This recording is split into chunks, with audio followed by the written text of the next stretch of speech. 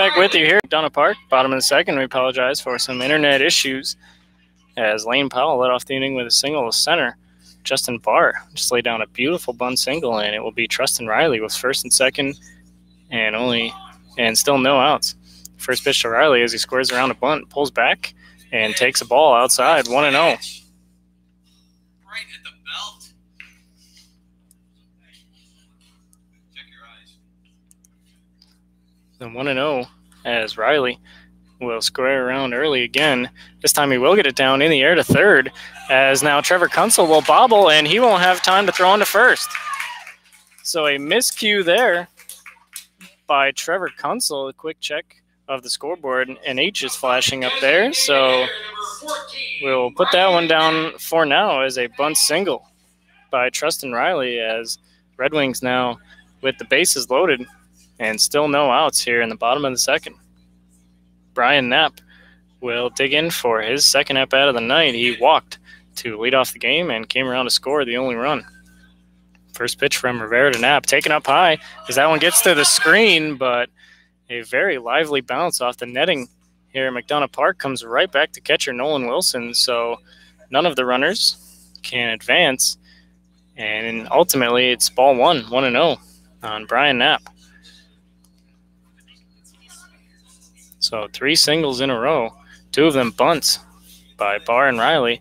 Bases loaded now, and a 1-0 pitch fouled off, and the count's even at 1-1. Knapp coming in at 255, still sitting at 255 with his walk in the first. Share of the team lead in doubles with 5 and home runs with 2. The 1-1 from Rivera to Knapp. Grounded left side. Hurton will play it short, and he will throw on to third. So a fielder's choice will score a run. That is Lane Powell from third, and the Red Wings now lead 2-0 here in the bottom of the second.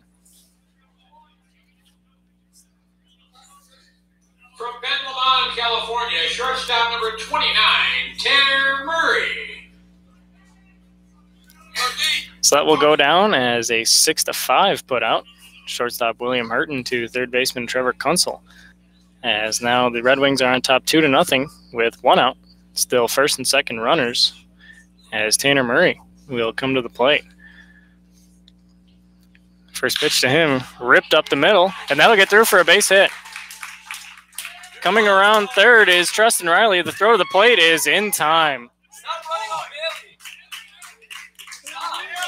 An unbelievable throw to the plate by center fielder Bailey Lewis. Cuts down Trustin Riley at home, as that was a single by Tanner Murray.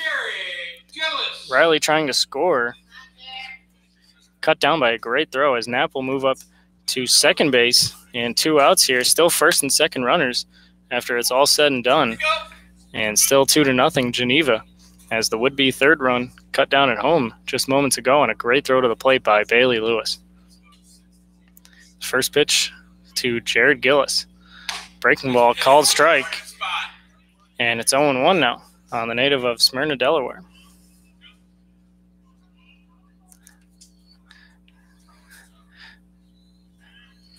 Rivera looking to work out of his second jam of the night in as many innings. The 0-1 to Gillis. Chopped foul towards the Watertown dugout. And it's quickly 0-2 now on Jared Gillis, the Red Wings' third hitter. He singled back in the first inning, but was stranded at second. Rivera from the stretch. Peers in for the sign from catcher Nolan Wilson. Now he has it. And the 0-2 pitch to Jared Gillis. Just outside. I'm pretty sure that's where that missed, is outside. Home plate umpire chased out, giving the ball call from behind home as a good breaking ball froze Jared Gillis, but just off the plate somewhere. And the count 1-2 now. See if Rivera goes back to that pitch here. 1-2 to Gillis. He did go back to it, and it skied into shallow right. Josh Bazoian coming in towards the line, and he'll make the catch. So Tony Rivera works out of another jam, but the Red Wings tack on another run. We go to the top of the third, 2-0 Red Wings at McDonough Park.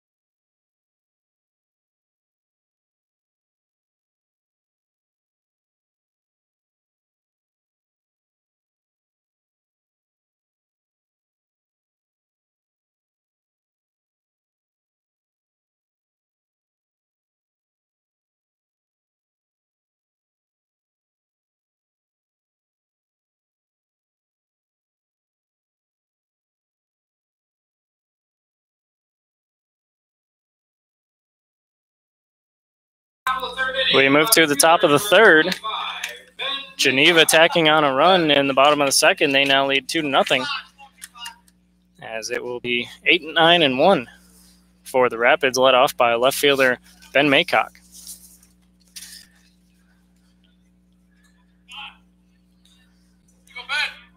Watertown starter Tony Rivera doing a good job to work out of another jam there in the bottom of the second, as now the first pitch to Maycock.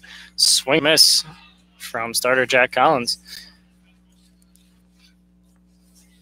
Maycock coming into this game hitting just 190 in 7 contests. He does have 2 doubles and a home run.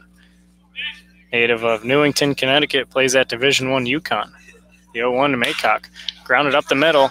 Evan Magadan ranging. He dives but will not come up with it, and that will roll into center field for the second hit of the game for the Rapids. Bailey Lewis.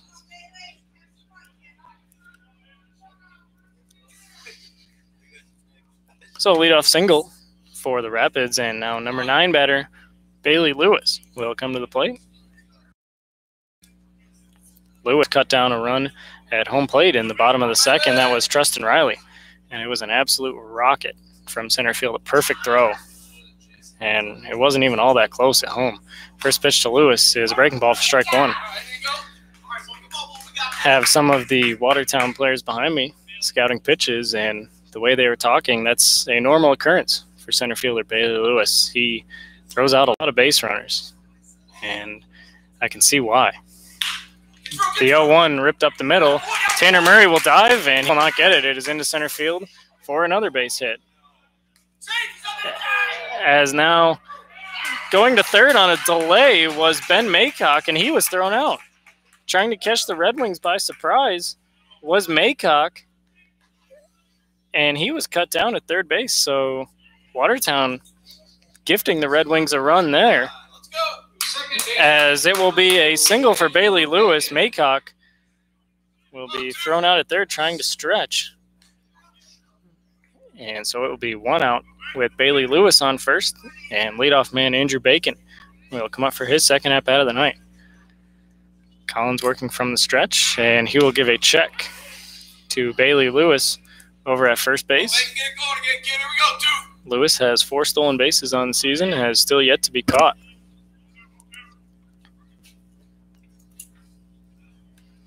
Collins with a check of Bailey Lewis, and the first pitch to Andrew Bacon. Skied into right field. Trustin Riley going back at the wall, looking up, and it's gone. A 2-run home run to the opposite field for Andrew Bacon, and just like that, this game is tied at 2 in the top of the third.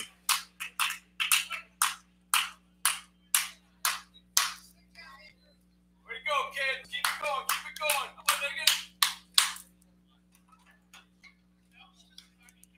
Come on, third baseman, number 10, Trevor Gunsel.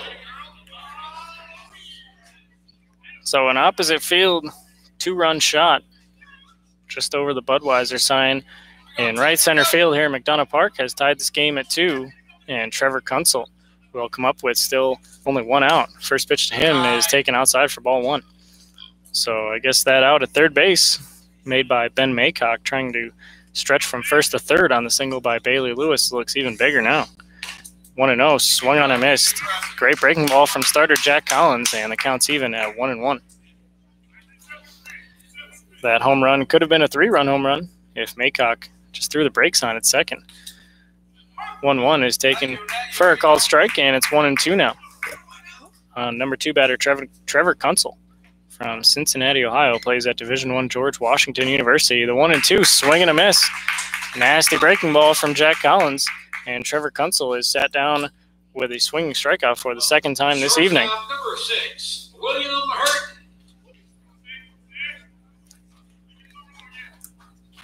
2 outs now for William Hurton. The Rapids shortstop will come up for his second time tonight. Singled back in the first. First pitch to him this time around. Breaking ball just outside from Jack Collins, and it's 1-0. Hurton came in, .283 average in 15 games. Leads the team and is third in the league with 10 stolen bases. 1-0, another breaking ball. This one just catches the plate, and it's 1-1. Collins showing a good breaking ball tonight, throwing it in just about every count. showing very good command of it as well. Working very quickly, the 1-1, taken low in the dirt, and it's 2-1 now on the Rapids third baseman, Trevor Kunsel. Shortstop, William Hurton. 2-1 from Jack Collins. Popped up. Evan Magadan and Tanner Murray converge. It will be second baseman Magadan making the call and making the out. But not before Watertown adds 2 on the 2-run home run by Andrew Bacon. We go to the bottom of the third, 2-2 here on Red Wings TV.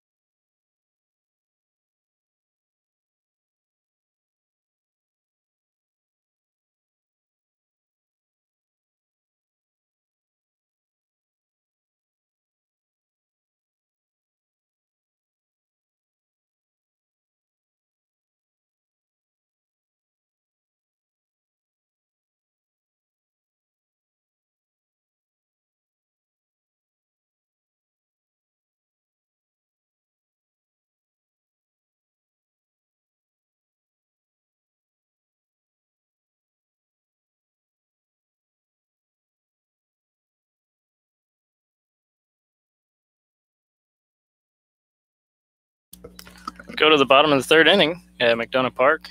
2-2 now, courtesy of the 2-run home run in the top half of the inning by Andrew Bacon. As it will be 4-5 and 6-4, the Red Wings led off by first baseman Nick Lebraska. First pitch to him is a breaking ball outside off the glove of catcher Nolan Wilson and back to the screen. Lebraska looking to get another rally going here as Rivera already worked out of 2 tough innings in his first 2. The 1-0 is grounded right back to Rivera. He will field, walk it half the way, and flip underhand for the first out of the bottom of the third. From Point Pleasant, New Jersey, second baseman number 24, Evan Magadan. So a quick out for Rapid starter Tony Rivera. And it will be Evan Magadan now with 1 out here in the bottom of the third. Magadan, a strikeout victim in the bottom of the first.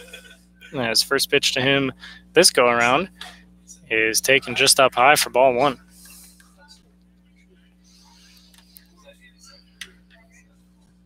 Magadan coming in hitting .286 as he had his 11th strikeout of the season in the first inning. 1-0 is a called strike and the count's even 1-1. A very hot day here in Geneva, New York. Everyone just waiting for that sun to retreat behind the left field wall. 1-1 from Rivera to Magadan. Swung on and missed. Good breaking ball from Tony Rivera, and it's 1-2. Rivera has gotten himself into a lot of trouble tonight so far, but it hasn't been because of the breaking ball. It has been very good. It seems just about every time he throws it, it's been a swing and a miss. See if he goes back to it right here with the 1-2 to Magadan. He does, and it's a swing and a miss. Magadan down swinging for the second time tonight, and there's 2 outs quickly in the bottom of the third. From Watsonville, California, the center fielder, number 20, Jack Harris. So 2 quick outs in the bottom of the third. Base is empty, and newcomer Jack Harris will come to the plate. He grounded out in his first Geneva Red Wings at-bat back in the first inning. First pitch to him this time is fastball outside as it will get to the screen. which doesn't matter anymore now that we have a nice wood structure holding our camera up. So don't really have to worry about that too much anymore unless the wood structure gets hit by a foul ball. The 1-0 to Jack Harris. Breaking ball just outside, as Watertown thought that one was on the outside corner. But home plate umpire chased out, says it was just off the plate, and it's 2-0. As Jack Harris looking for his first hit as a member of the Red Wings, playing in just his first game. 1-1, fastball high and tight, as Harris had to spin away from that one, or else it might have gotten him in the head. And it's 2-1. 3-0 on center fielder Jack Harris. Rivera looking for a clean inning. 3-0 to Harris. Low and outside, and it's a 4-pitch, 2-out walk as Jack Harris will get on base for the first time as a member of the Geneva Red Wings, which draws an ovation from the dugout, and Lane Powell will come up with 2 outs here in the bottom of the third.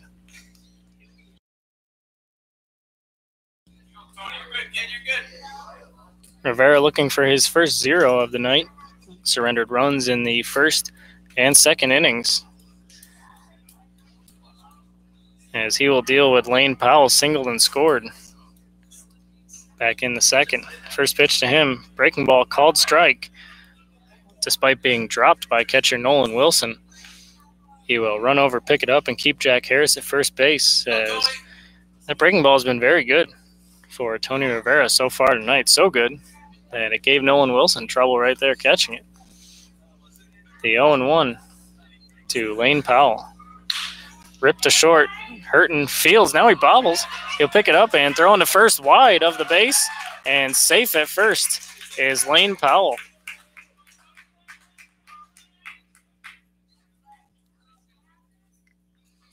So you have to imagine that will go down as an E6 on William Hurton.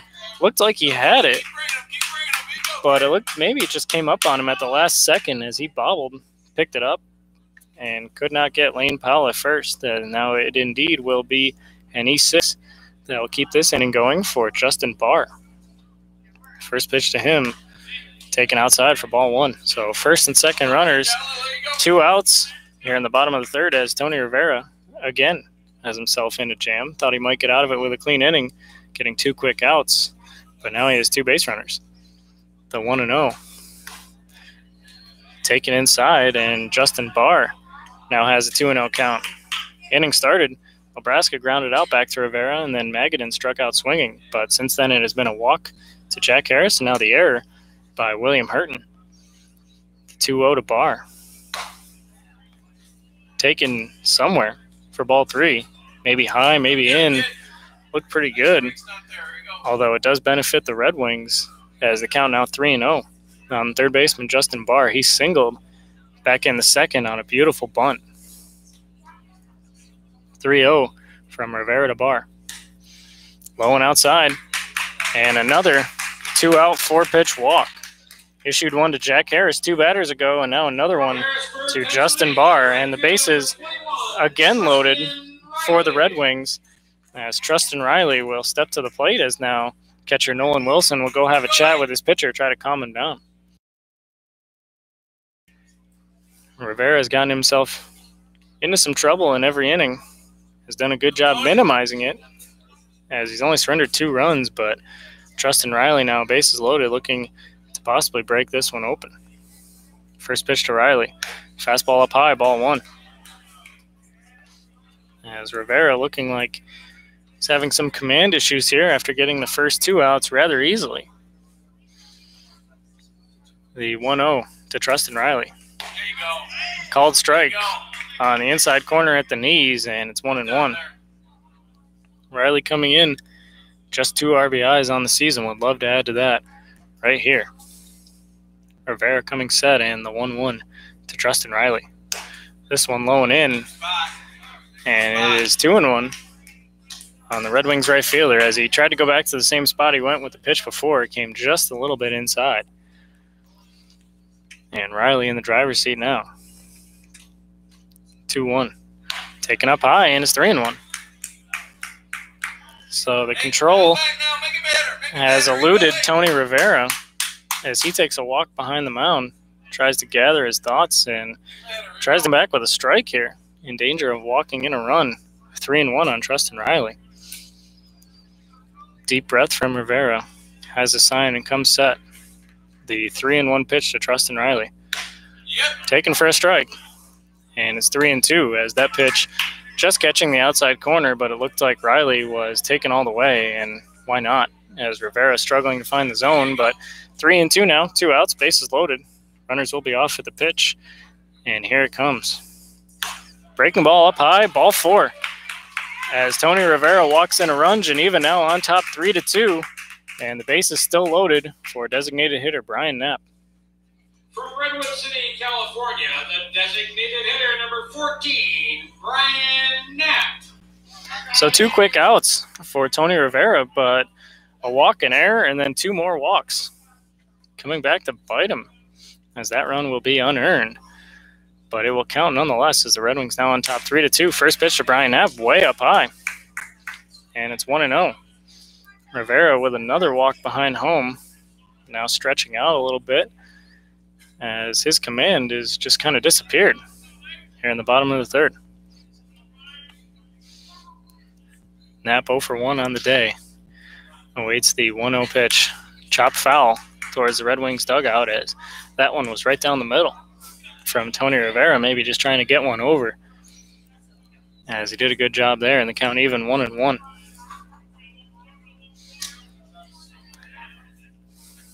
Bases loaded, 2 outs, 1-1 to Brian Knapp. Popped up. First baseman Nick Bosma moving over into foul territory, and he will make the catch.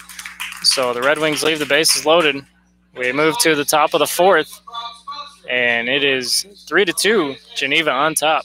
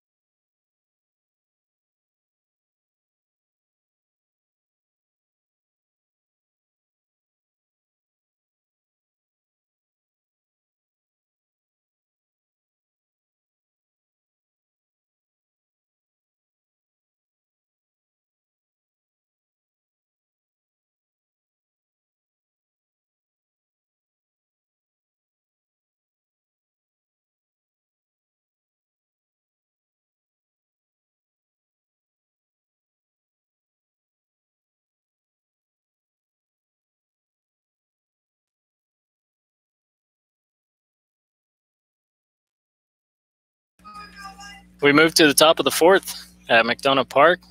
Geneva now on top 3-2, courtesy of runs in each of their first 3 frames, as Watertown's 2 runs coming courtesy of a 2-run home run by Andrew Bacon just last inning. It will be 4, 5, and 6 for the Rapids, and first pitch to catcher Nolan Wilson is taken for a ball, 1-0.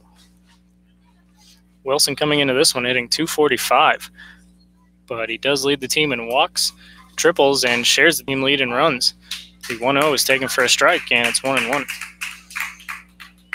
Mentioned Wilson leads the team with 15 walks. That's also good for a tie of 5th place in the league.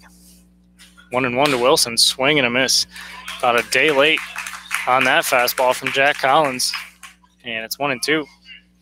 Mentioned Wilson, a catcher, leads the team in triples. He has hit the only triple of the season for the Rapids. 1-2 is taken up high, 2-2. So he is the leader in the category of triples, but he only has 1. He's the only one to hit one. 2-2 from Jack Collins to Wilson. Ripped down the left field line, but hooking and foul, as that one will get out of play, and we'll have another 2-2 pitch. Wilson did not play. in last night's win against the Red Wings, but he did last see action on June 26th, going 2 for 4 with a triple and 3 runs scored. 2-2, and that hit him. As just getting a piece of the jersey of Nolan Wilson, and he will reach on the hit by pitch to start the top of the fourth.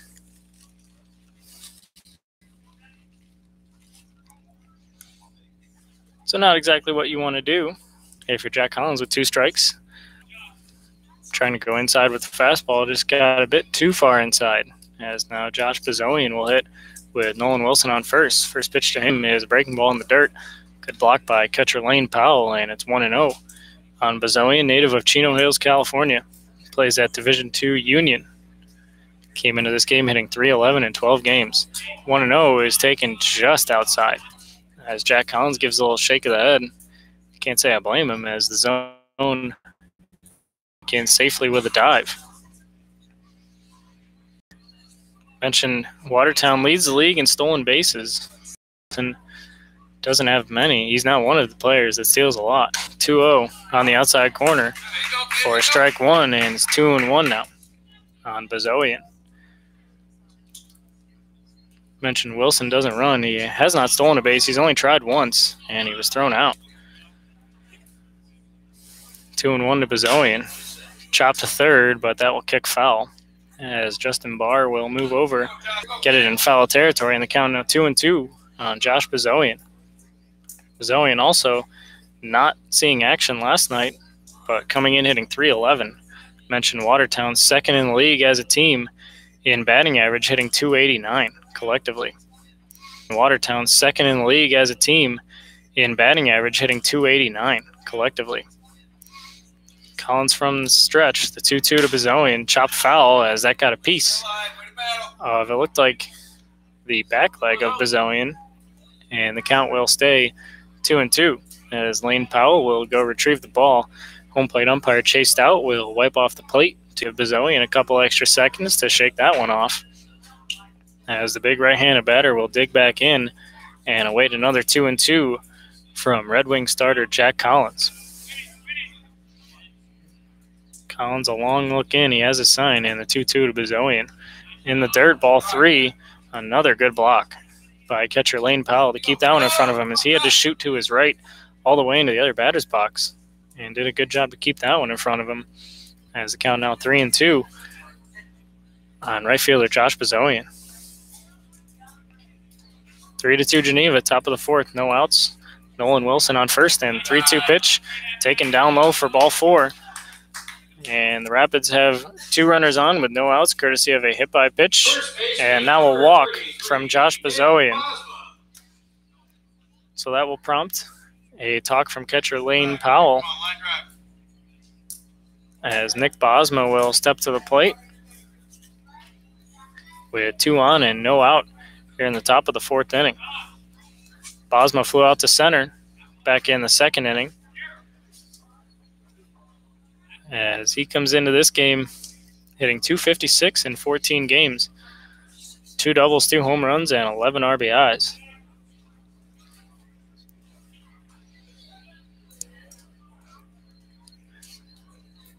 Collins working from the stretch, gives a quick check of the runners, and the first pitch squares around a bunt, pulls back and takes a fastball outside for ball 1. So Watertown trying to push 2 runners into scoring position on a bunt, as Nick Bosma squaring early for a potential sacrifice, but taking a fastball just outside. 1-0 from Collins, not squaring this time, and a breaking ball taken just outside for ball 2. So Tony Rivera had some control issues in the last inning, and now Jack Collins with the hit by pitch, a walk, and falling behind Nick Bosma, 2-0. Quick check of the runner from Collins, and the 2-0 to Bosma, low and outside. And the count now 3-0 on the Rapids' first baseman. Designated hitter Alex Mummy awaits his turn on deck. Nick Bosma, native of Overland Park, Kansas, closed out the game as a pitcher last night for the Rapids. Today, playing as a position player. He has done double duty this season. The 3-0 taken right down the middle as a late call from home plate umpire chased out, but a strike call nonetheless. And it's 3-1 now on Nick Bosma. Collins looking for a big out or outs, courtesy of possibly a double play. 3-1 to Bosma, popped up.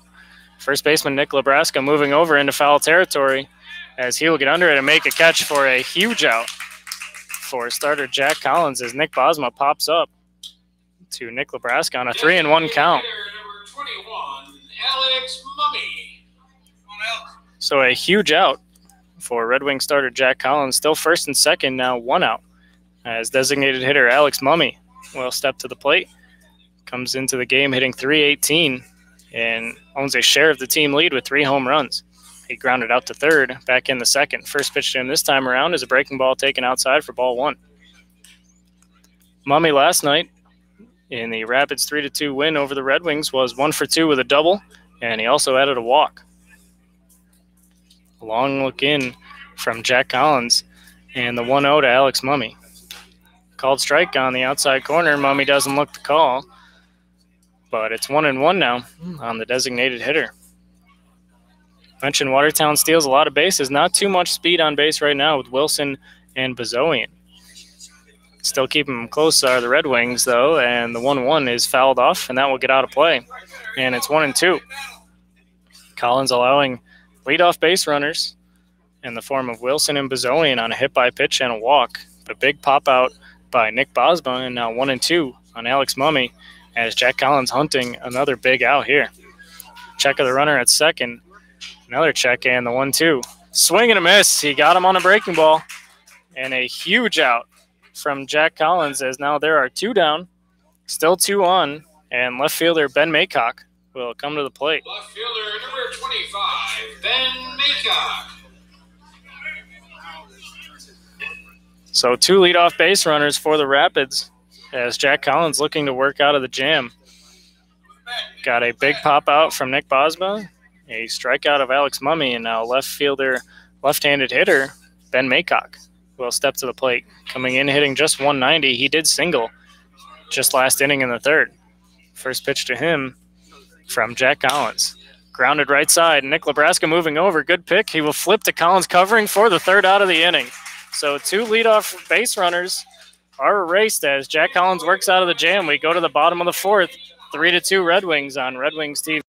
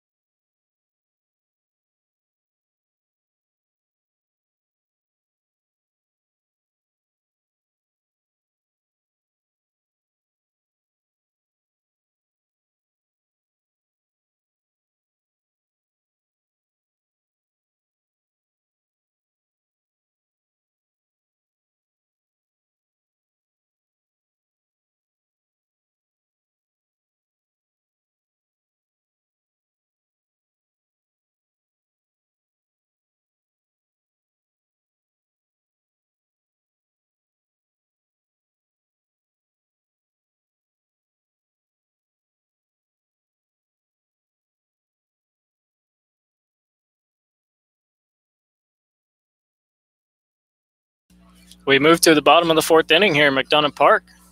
Red Wings still on top 3-2, as it will be 2, 3, and 4 in the Red Wings order. Murray, Gillis, and Lebraska to face Rapid starter, Tony Rivera. Tanner Murray, playing in his second game with the Red Wings, has collected his first 2 hits, a double in the first and a single in the second. He was 0 for 4 last night. First pitch to him is high and in as he dances away out of that one, as it is taken high and in for ball 1. Murray 0 for 4 last night, struck out once, as he is 2 for 2 so far tonight, batting for the 3rd time here in the bottom of the 4th. The 1-0 is ripped into center. Going back is Bailey Lewis, and he will make a long running catch to retire Tanner Murray for the first time this evening. From Smyrna, Delaware, left fielder number 9, Jared Gillis. So the 3rd hard hit ball of the night for shortstop Tanner Murray, but he is retired for the first time, as now 1 out for left fielder Jared Gillis. Rivera working from the stretch, even with no one on base. First pitch to Gillis is a fastball up high, 1-0. Gillis singled back in the first inning, but was stranded at second, and he flew out to right field in the second. The 1-0 from Tony Rivera. Breaking ball stays up high, and it's 2-0 to the left fielder Jared Gillis.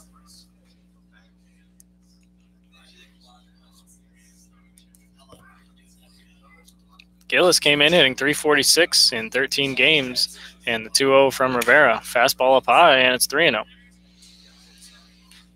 Gillis last night was 1 for 4, did strike out once,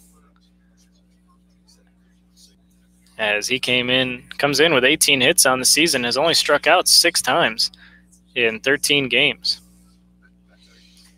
The 3-0 from Tony Rivera to Jared Gillis. Called strike right down the middle, and it's 3-1 now. Gillis had a 6-game hitting streak that was snapped June 26th at Adirondack, but he started a new one just last night at Watertown. The 3-1 from Rivera to Gillis. Ripped into center field, and that'll get down for a base hit. So Jared Gillis with his 2nd hit of the night, and the Red Wings have a run-out base runner for Nick Lebraska. From DuBois, Pennsylvania, your first baseman, number 31, Nick Lebraska. Make it be hitters. Here we go.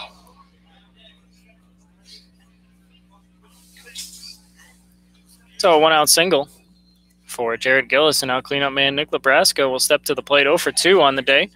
Struck out in the first swinging and grounded out back to pitcher Tony Rivera in the 3rd. First pitch from Rivera to Lebraska. Breaking ball up and in, as that one almost hit Lebraska. Had to spin away from that one, and it's 1-0.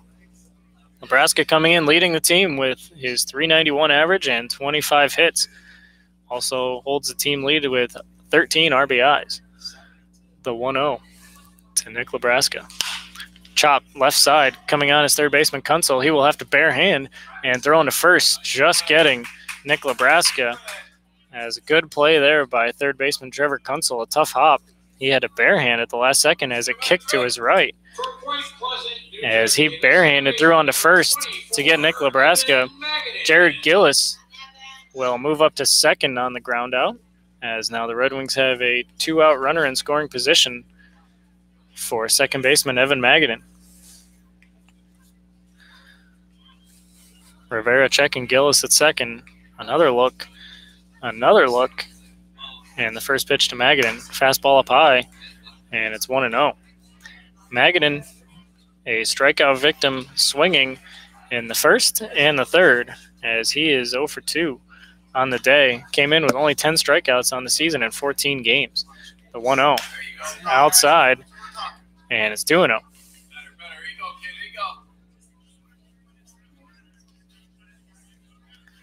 Rivera looking to post the first 0 of the night for the Rapids. Geneva has scored in the first, second, and third.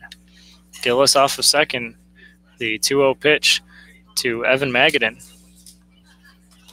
Check swing, and he went around.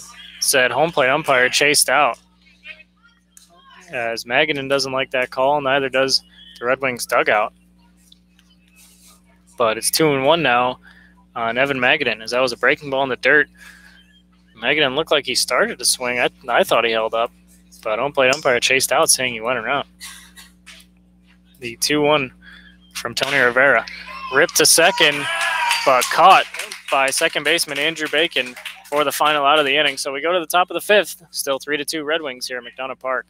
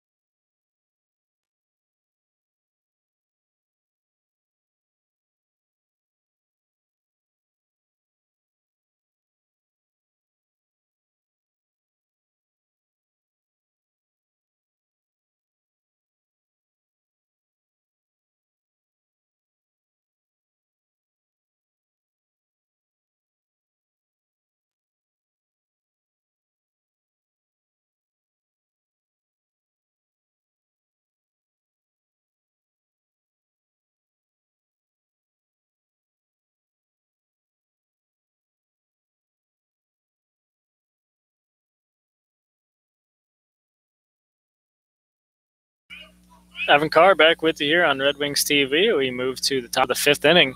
Geneva still on top, 3-2. It will be 9-1-2 in the Rapids order, led off by Bailey Lewis. First pitch to him is a breaking ball down low for ball one. As Jack Collins back out on the mound for the fifth inning has did a good job.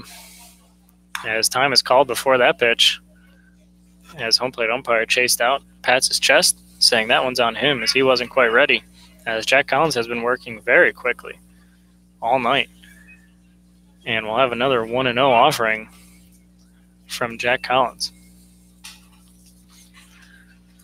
The pitch, and it is taken down low, and it's 2-0.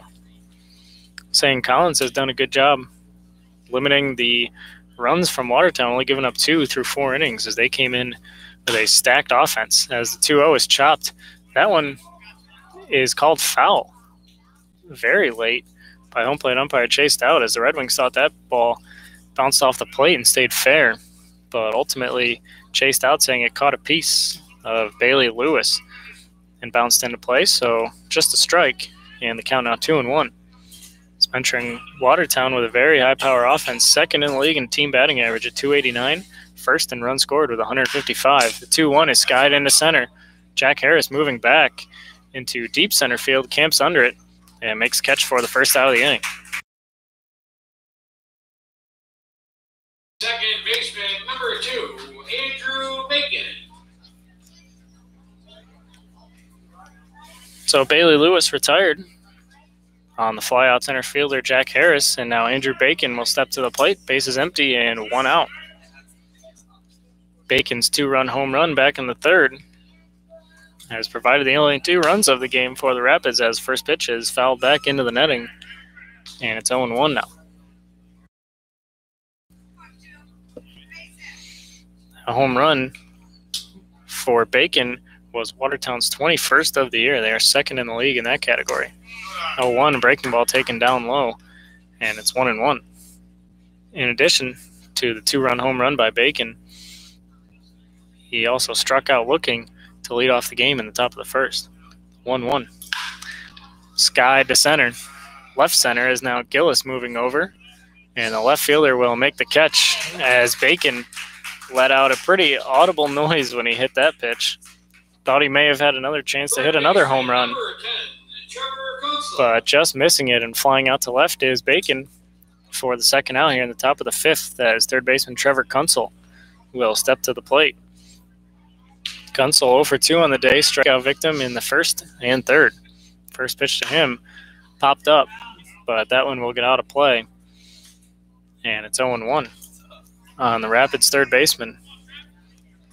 Kunsel wearing that face jaw protector on the batting helmet that has become ever popular in the minor leagues and major leagues. 0-1 to him. Breaking ball just down low, and it's 1-1.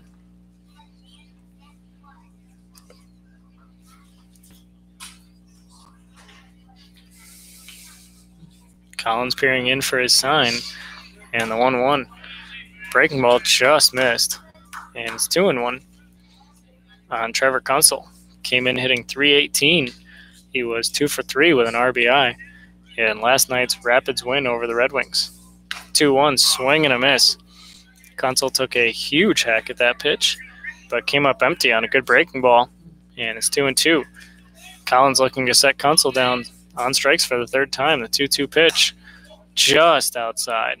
Another good breaking ball as some of the Red Wings were walking off the field as they thought that pitch was on the corner, but it's just outside, and the count now 3-2. Collins working very quickly. Here it comes. Called strike 3 on the outside corner. Trevor Kunsel has struck out for the third time tonight, and we move to the bottom of the fifth. Still 3-2 Geneva on top here at McDonough Park.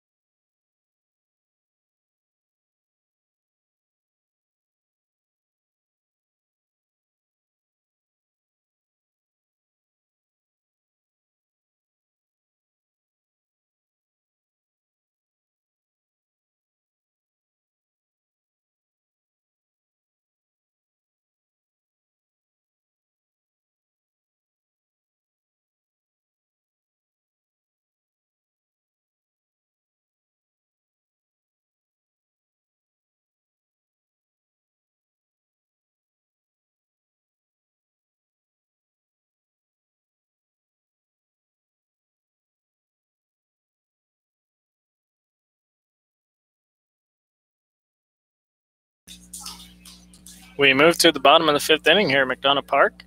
Evan Carr back with you on Red Wings TV as Geneva still on top 3-2, as it will be 6, 7, and 8 in the Red Wings lineup here in the home half of the fifth. Center fielder Jack Harris will lead things off, the newcomer for the Red Wings, playing in his first game with Geneva. And the first pitch of his third plate appearance from Tony Rivera is taken outside for ball 1. Harris grounded out to third to end the first inning, but he did walk in the third, and he came around to score. That run he scored has been the difference, as Geneva still on top 3-2 here in the bottom of the fifth. Harris, native of Watsonville, California, the 1-0, taken up high, and it's 2-0.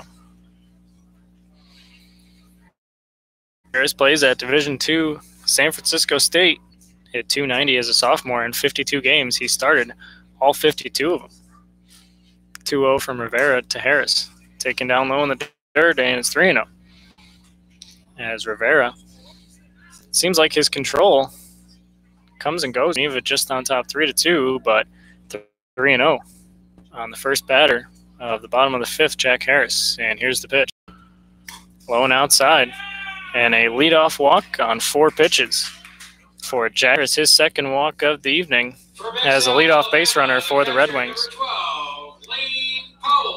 And that will prompt a mound visit from manager David Anderson, as we're going to see a pitching change here. So Tony Rivera, surrendering the leadoff walk, will be taken out of the game, and we'll tell you all about the new pitcher when we come back on Red Wings TV.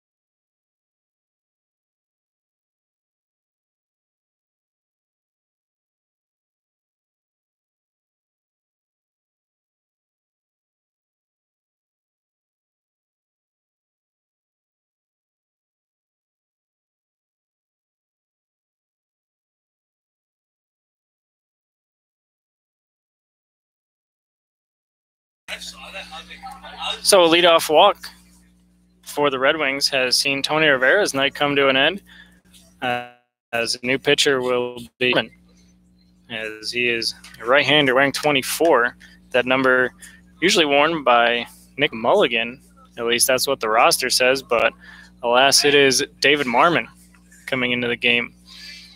Right-hander from Jericho, New York, will deal with Lane Powell with a runner on first and no outs in the bottom of the fifth. First pitch to Powell, taken inside for ball one.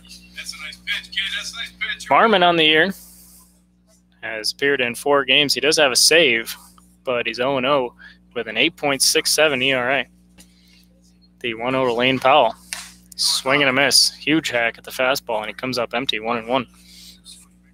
It'll be the second time Marmon has faced off against the Red Wings, and second time pitching here at McDonough Park. He worked on June 12th in the Rapids 17-14 win. The 1-1 to Powell. Low and outside, 2-1. On June 12th against the Wings, Marmon threw 3 innings, only gave up 2 hits, 2 walks, struck out 4, and did not give up a run. He earned his lone save of the season in that contest. The 2-1 to Lane Powell. Skied into left. Coming in is Ben Maycock, as he'll make a catch for the first out of the inning as Lane Powell is retired on the fly out to left. And there's 1 out for Justin Barr. Third baseman, number 11, Justin Barr.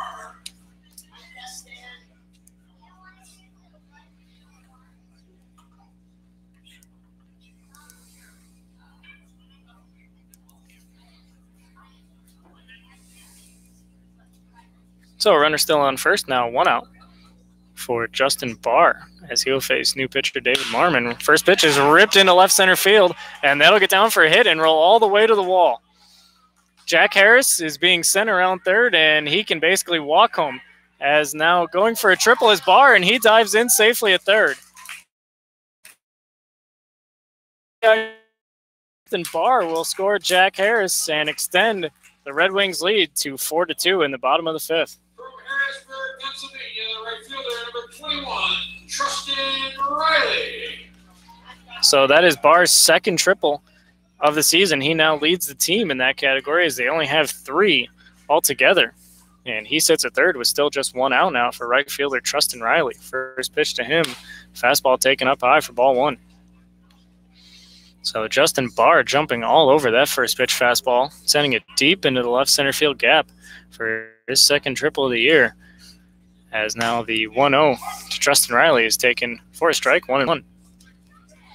That was Barr's second hit of the day, as Riley also looking for his second hit. He bunted for a single in the second and walked in the third. 1-1 is chopped to the right side, but the run coming home as Justin Barr alertly scoring on that ground out, and it is now 5-2 Geneva on top. From Redwood City, California, the designated hitter, number 14, Brian Knapp. So the Rapids were playing. Rapids, the pitcher is now number 22, David Marmon, just wearing number 24 tonight.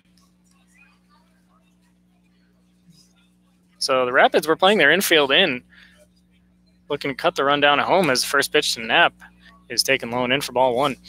They were looking to cut the run down at home on a ground ball. They did get the ground ball from Trustin Riley, but it was just a chopper and nowhere to go as Barr alertly ran home as the 1-0 to Knapp is in the dirt, and it's 2-0. David Marmon fielded it himself, just beat Riley to the base. As Barr didn't break right away, he waited to see if Marmon was going to field, and once he did, he took off for home alertly. Good bit of base running there from Justin Barr, scoring the 5th run of the game. As 2-0 to Brian Knapp is taken high and outside, and it's 3-0 to the Red Wings leadoff hitter. Knapp handling the designated hitting duties tonight has walked, grounded in a fielder's choice, and popped out to first base to end the 3rd inning. The 3-0 from Marmon to Knapp, high and inside, and that's a 4-pitch, 2-out walk for Brian Knapp. From Ben Lamont, California, shortstop number 29, Tanner Murray. So 2 runs already home in the frame for the Wings, as now a 2-out base runner, courtesy of a 4-pitch walk from David Marmon to Brian Knapp, and now Tanner Murray will bat with a man on first and 2 down here in the bottom of the 5th. 5-2, Red Wings on top. First pitch to Murray. Breaking ball low and outside, as Marmon has now thrown 5 in a row out of the zone. Walking Knapp on 4 pitches and missing with a breaking ball for the first pitch to Tanner Murray. Murray playing in just his second game. 2 for 3 so far on the day. 1-0 taken all the way is Murray smartly, and it is 1-1 now. Murray doubled in the first, singled in the second, and flew out to center field back in the 4th.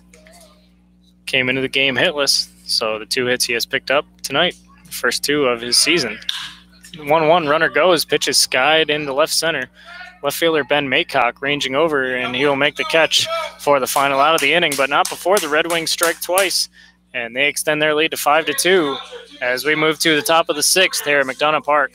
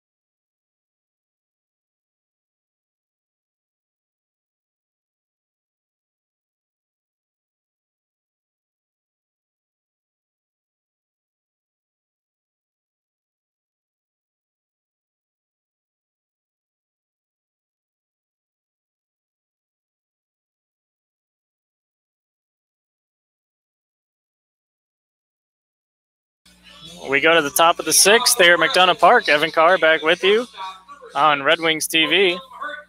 Red Wings added 2 in the bottom of the 5th. They now lead 5-2 as Jack Collins back out on the mound for his 6th inning of work. He will face the heart of the order for the Rapids, 3, 4, and 5. First pitch to shortstop William Hurton is a call strike with the breaking ball. Collins has been working extremely fast tonight. 0-1 to Hurton. Chop foul towards the Rapids dugout.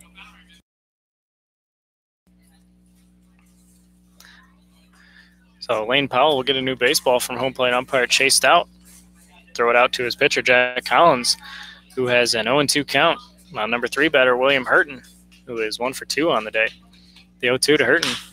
Grounded to the left side. Tanner Murray, shortstop, coming on. He will field and throw on to first to get the speedy William Hurton for the first out of the inning. Right fielder, number 30, Josh Bazoian.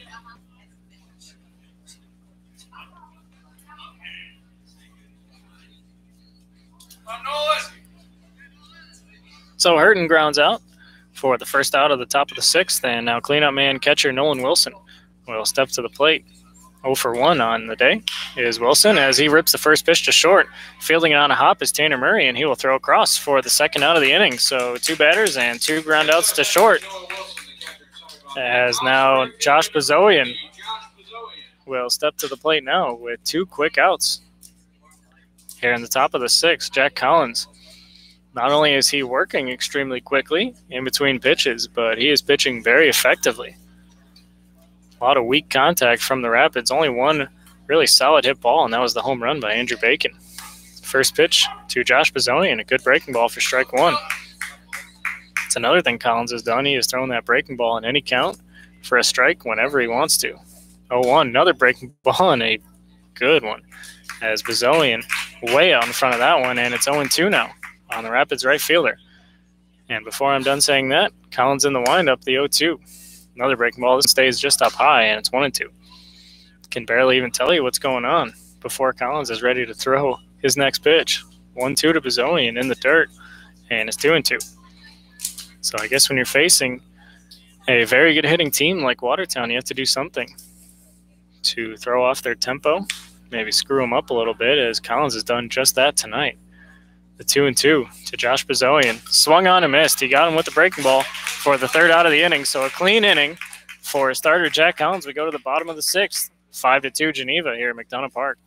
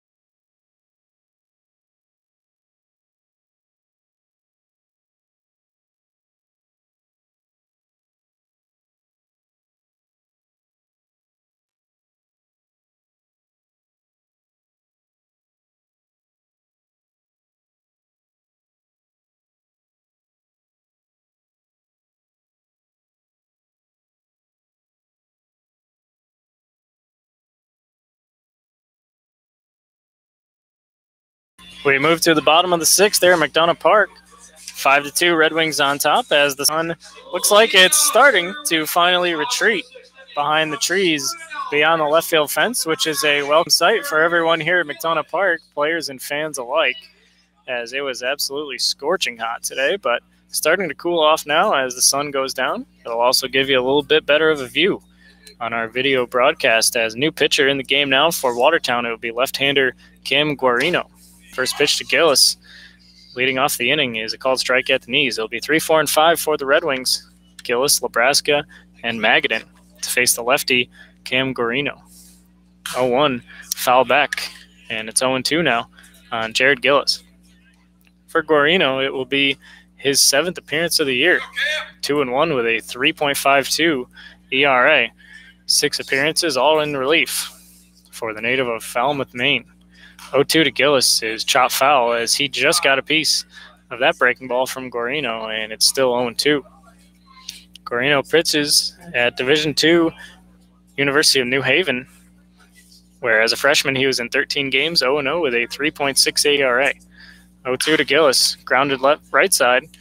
Coming on and playing a tough hop is Andrew Bacon, but he will ultimately field and throw on to first for the first out of the bottom of the sixth. First baseman number 31, Nick Nebraska. So Guarino retires. The first man he faces, Jared Gillis, says now he will work with cleanup man Nick Nebraska.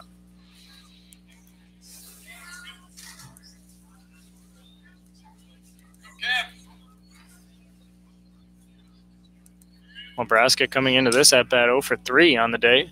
Rare for him, came in hitting .391.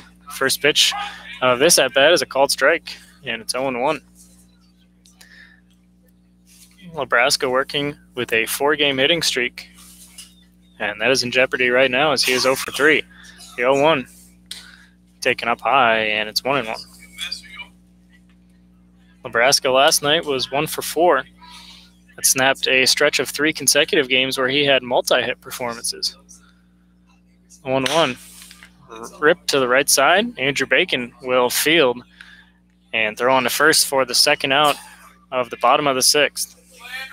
From Point Pleasant, New Jersey, second baseman number 24, Evan Magadan. So 2 batters faced for new pitcher Cam Guarino, and 2 groundouts to second baseman Andrew Bacon, as now Bacon's positional counterpart, Evan Magadan, will step to the plate with 2 outs and nobody on in the bottom of the sixth. First pitch to Magadan, top to the left side. Trevor Kunsel, third baseman, coming on, fielding and throwing across the diamond to just get the speedy Evan Magadan. So 3 ground outs for Cam Guarino as we go to the top of the 7th. Still 5-2, Geneva on top.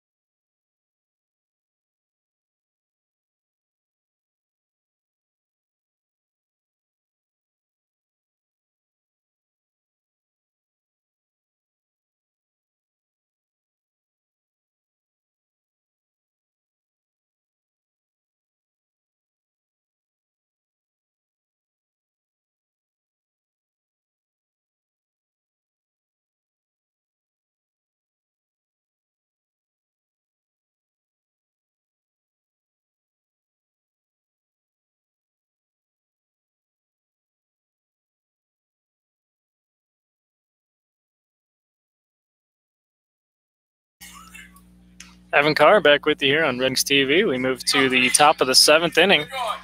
5-2, Geneva still on top. As Jack Collins back out for his 7th inning of work, he'll face Nick Bosma to lead off the 7th, and the first pitch is fouled off behind home for strike 1. It will be 6, 7, and 8 for the Rapids, Bosma, Mummy, and Ben Maycock in the top of the 7th inning, as Collins has kept a very good Watertown offense in check so far. 0-1 to Bosma is taken down and out, and it's 1-1. Bosma 0 for 2 on the day, both outs coming in the air. He flew out to center in the 2nd and popped out to 3rd in the 4th, as the 1-1 is chopped foul. As on-deck batter Alex Mummy barehanded that one, and as Nick Bosma goes down swinging for out number 1 here in the top of the 7th. Designated hitter number 21, Alex Mummy. Mentioned all night, Collins working extremely fast. Even a couple pitches where home plate umpire chased out wasn't even ready. As now the first pitch to Alex Mummy is a breaking ball down low, 1-0. And I guess when you're facing a very good hitting team like Watertown, you have to do something to throw off their timing and rhythm, and Collins has done just that. 1-0 is swung on and missed. Very good breaking ball. Collins has featured that all night. And it's 1-1 on the designated hitter Mummy, and here it is. Swung on and missed. Another filthy breaking ball from Jack Collins, and it's 1-2. Mummy was a strikeout victim his last time up in the 4th. He also grounded out to 3rd in the 2nd. 1-2 from Collins to Mummy. Swung on and missed. 3 straight breaking balls, 3 straight strikes, as Alex Mummy goes down swinging for the 2nd out and 2nd strikeout in the top of the 7th. Left fielder number 25, Ben Maycock. So left fielder Ben Maycock will come up now with 2 outs, bases empty, top of the 7th.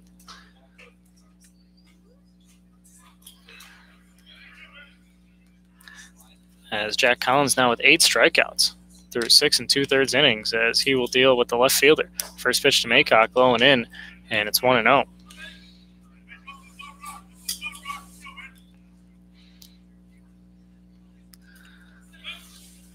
Maycock swings the bat in the direction of Collins, and the 1-0 is outside from Collins, 2-0.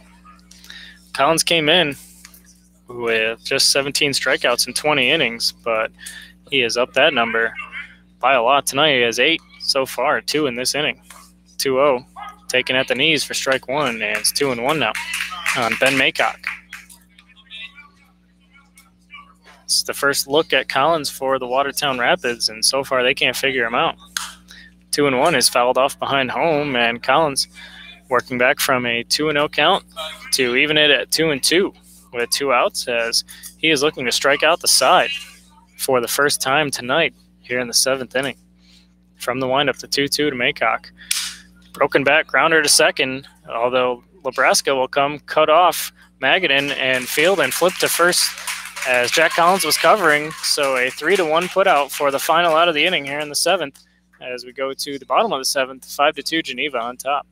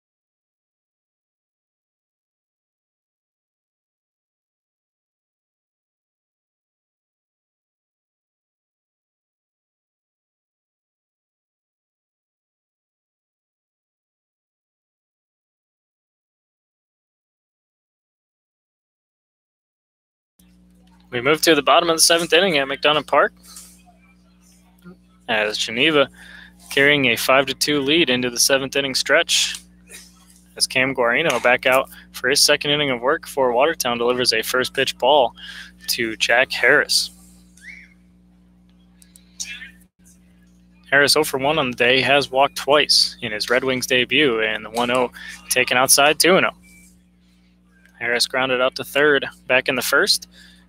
Walked and scored in the 3rd, and walked and scored in the 5th. The 2-0 to Harris. Fouled back as he took an aggressive hack at that 2-0 offering from Cam Guarino and fouled it straight back. 2-1 now on Jack Harris, native of Watsonville, California, playing in his first game for Geneva. The 2-1 from Guarino. Outside, and it's 3-1. Harris looking for his 3rd walk of the ball game. He walked 21 times in 52 games for Division II San Francisco State this past spring. Guarino from the windup, 3-1. Big swing and a miss. As it's now 3-2. Harris taking big hacks at the 2-0 and 3-1 pitches. Why not? You know you're probably going to get a fastball. Payoff pitch. So Jack Harris is on strikes for the first out in the bottom of the 7th, and now Lane Powell will step to the plate. Powell 1 for 3 on the day, as the first time he has faced Cam Guarino. First pitch is taken high and outside for ball 1. Powell singled and scored in the 2nd, reached on an error by shortstop William Hurton in the 3rd, and flew out to left in the 5th. The 1-0 is on the outside corner, and it's 1-1 now on the Red Wings catcher Lane Powell. Came into the game hitting .222 in 14 games, does have 3 doubles and a homer. 1-1, that's high and outside as it's off the glove of catcher Nolan Wilson, and the count now 2-1.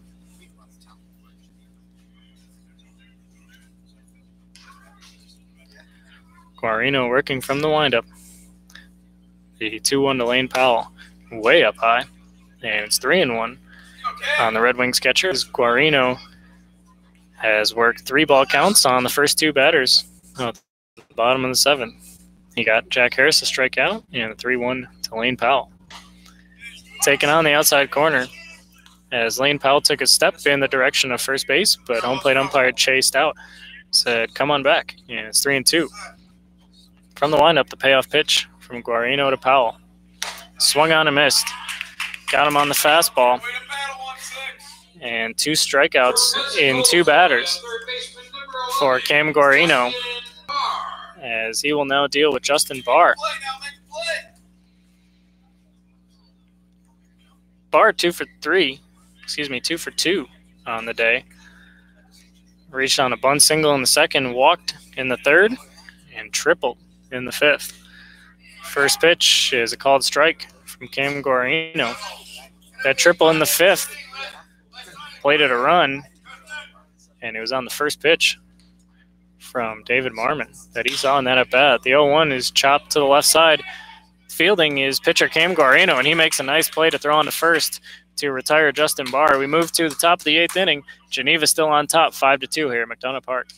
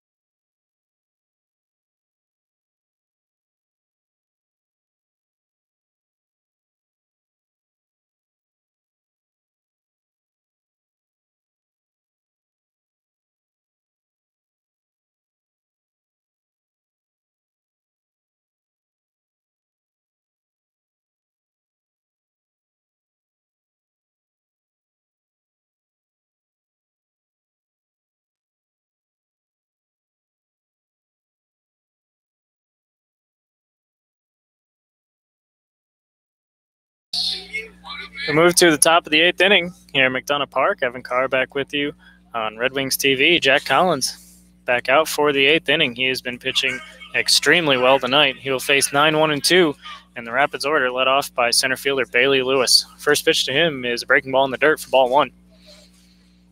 Lewis singled back in the 3rd. He scored on Andrew Bacon's 2-run home run, and that has been it for Watertown. The 1-0 to Lewis. Jam shot into center field. That is dropping in, and that'll be a base hit.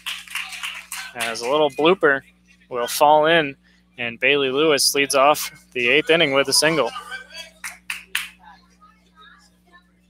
Second baseman, number 2, Andrew Bacon. So that has to be frustrating for Jack Collins. Makes a good pitch in on the hands of Bailey Lewis, and it's just a jam shot blooper into center. Surprised the bat didn't break, as that was well in on the hands of Lewis. And he is on first for Andrew Bacon. Check of the runner by Collins. First pitch to Bacon. Breaking ball fouled back into the netting, and it's 0-1. Lewis at first base has 4 steals on the year. Has yet to be caught. As we mentioned, Watertown loves to run. They lead the league in stolen bases with 48. David Anderson relaying some signs at third base to both Andrew Bacon and base runner Bailey Lewis. The 0-1 to Bacon. Just off the outside corner, and it's 1-1. Bacon 1 for 3 on the day, but his 1 was a big one. It was a 2-run home run back in the 3rd, plating the only 2 runs of the game for Watertown. He sandwiched the home run around a looking strikeout in the 1st and a fly out to left field in the 5th. 1-1, runner goes. Pitch is swung on and skied into left field. Coming on is Jared Gillis. He will make the catch. Look to throw to first as Bailey Lewis was well off the base, but Lewis will get back safely as Andrew Bacon is retired on a fly out to left field for his 2nd straight at bat. So Watertown staying true to the scouting report there, trying to swipe a base any chance they get. Bailey Lewis was off with the pitch, but the fly out from Andrew Bacon will send him back to first, and there's 1 out for Trevor Kunsel. First pitch to Kunsel. Outside with the breaking ball. Kunsel looked like he wanted to offer, but wisely laid off, and it's 1-0. Kunsel coming into the game hitting .318 in 13 games, 3 doubles, a home run, and 10 RBIs. 1-0, and pickoff throw to first, and just getting back safely was Bailey Lewis, as just about everyone on the Red Wings thought they had him picked off. Lewis was leaning towards second and made a quick move to second as if he was going to steal on that pitch. Good move by Jack Collins, and just getting in safely with the dive was Bailey Lewis. Another pickoff throw. This one not quite as close, as Bailey Lewis back in diving without a tag from first baseman Nick Lebraska, but Jack Collins doing a good job. Keep Bailey Lewis close at first base. 1-0 to Trevor Kunsel. Outside, dropped briefly by Lane Powell as he had to reach very far to his right to just get a glove on that one. He got most of it, kept it close enough to where he could go pick it up and keep Bailey Lewis at first. So 2-0 on Trevor Kunsel, who has struck out all 3 times he has been to the plate tonight. 2 of them swinging and the latest one looking. 2-0, runner goes. Pitches low for ball 3. Throw down to second is not in time. Bailey Lewis has his 5th stolen base of the season, as he is yet to be caught. And now a 3-0 count on Trevor Kunsel. Lane Powell will go have a chat with pitcher Jack Collins, possibly about signs, with the runner at second base now. As Collins hasn't been in many jams tonight at all. He hasn't allowed many base runners. But right now, a runner on second in the form of Bailey Lewis, who has good speed, as he just showcased there. And only 1 out for number 2 batter Trevor Kunsel, who has 3-0 count. Kunsel from Cincinnati, Ohio, plays at Division I George Washington. Awaits a 3-0 offering from Jack Collins, and here it is, right down Broadway, and it's 3-1 now on the Rapids third baseman Trevor Kunsel. Collins still working quickly. Quick check of Bailey Lewis, and the 3-1 on the outside corner, as Collins has worked back from a 3-0 count to make it a 3-2 count. And now Collins looking to strike out Kunsel for the 4th time tonight and has many at-bats. Powell flashing the signs to Collins. He has the one he likes. And the payoff pitch to Trevor Kunsel. Ripped to short and through into center field for a base hit. Jack Harris coming up on it. He bobbles, and he cannot make a good throw into the infield as the run come home and score. That's Bailey Lewis, as the lead is now 5-3 for Geneva, as Trevor Kunsel has his first hit of the game, an RBI single here in the top of the 8th. And that will prompt Red Wings manager Dan Schwam to take a trip to the mound, and that will be it for Jack Collins. We will tell you all about the new Red Wings pitcher when we come back on Red Wings TV. Red Wings still on top 5-3 in the top of the 8th.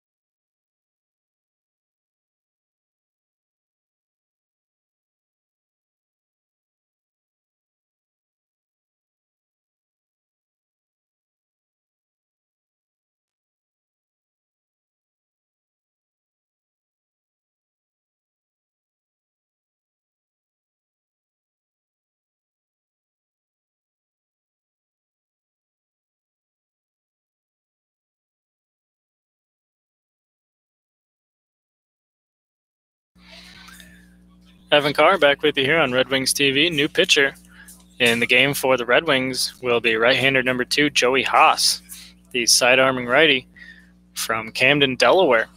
And your attention, please. Pinch hitting for the Rapids for William Hurton, number 3, Daniel Little. And we will also have a pinch hitter for William Hurton. It will be number 3, Daniel Little. So Joey Haas coming in, runner on first, 1 out here in the top of the 8th inning. Geneva still on top 5-3. As Watertown just scored their 3rd run of the game on an RBI single from Trevor Kunsel. Center fielder Jack Harris looked like he might have had a play at the plate on Bailey Lewis if he fielded it cleanly, but must have hit something in the outfield. It came up high on him and he bobbled, had no play. First pitch from Haas to pinch hitter Daniel Little. Just outside, ball 1, and it's 1-0 on the pinch hitter. Haas coming in, 6 appearances, 1-0 with a 0 ERA. 6 innings, 2 hits, 2 walks, 8 Ks. He worked last night in the 3-2 loss at Watertown. He'll make a pickoff move to first, keep Trevor Kunsel close, and still 1-0 on Daniel Little, pinch hitter.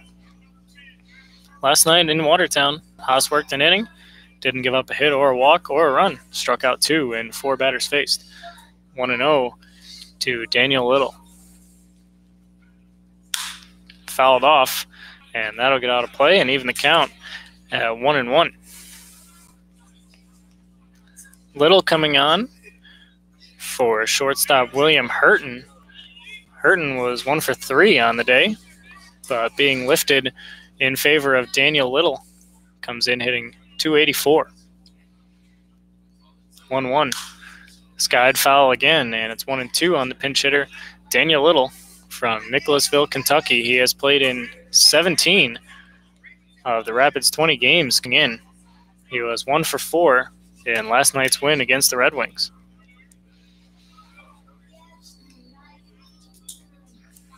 Haas coming set, check a Kunsel at first, and the 1-2 to Daniel Little just inside. And the count evens at 2-2. Mentioned Little earlier in the broadcast. Second on the team in stolen bases. He has 9 in 11 attempts. So if he gets on, definitely a lot of wheels for Watertown. Haas looking to prevent that as he delivers the 2-2 to Little. Swung on and missed. Got him on the breaking ball. It was a good one. And Daniel Little is set down on strike swinging for the second out here in the top of the 8th.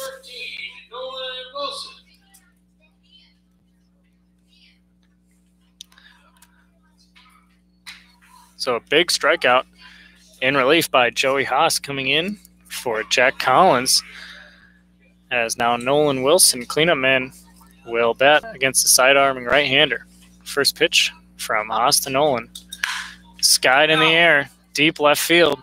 Jared Gillis going back at the wall, looking up, and that ball is gone. A 2-run, game-tying home run from catcher Nolan Wilson. And Watertown has even this game at 5 here in the top of the 8th.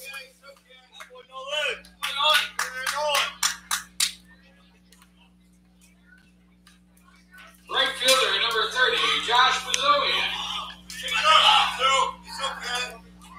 So a big 2-out home run for the Rapids as Nolan Wilson sending that pitch deep over the left field wall.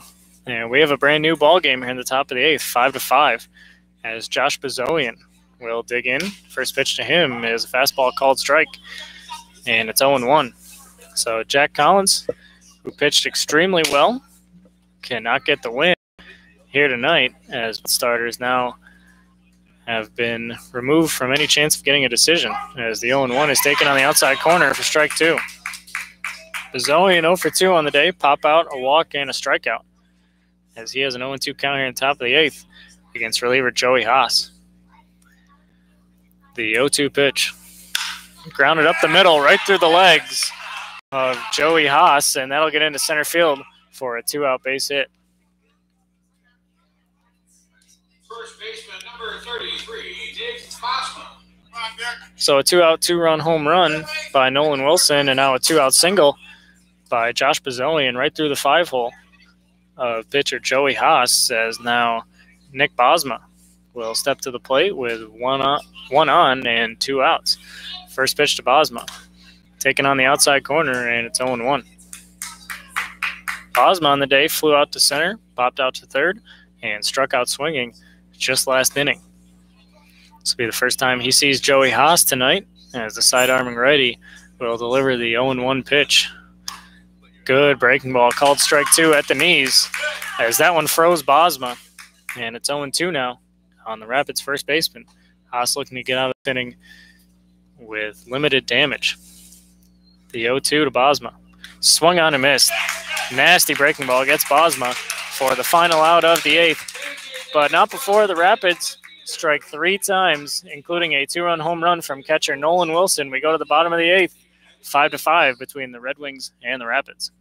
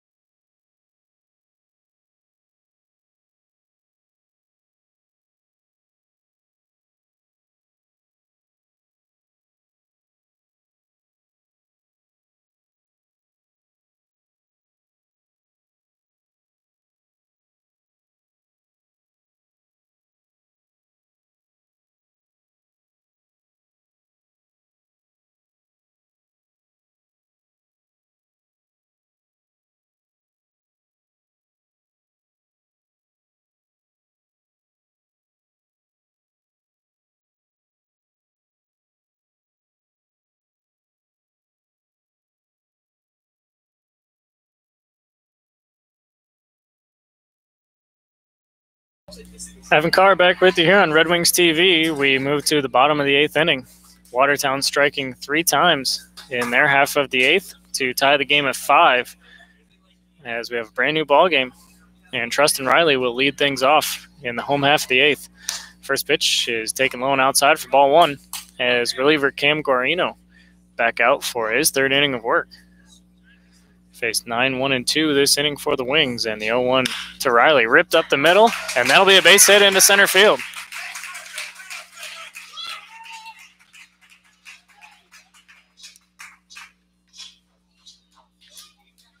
So a leadoff single that sent Cam Guarino spinning to the ground as he tried to field that one at his feet.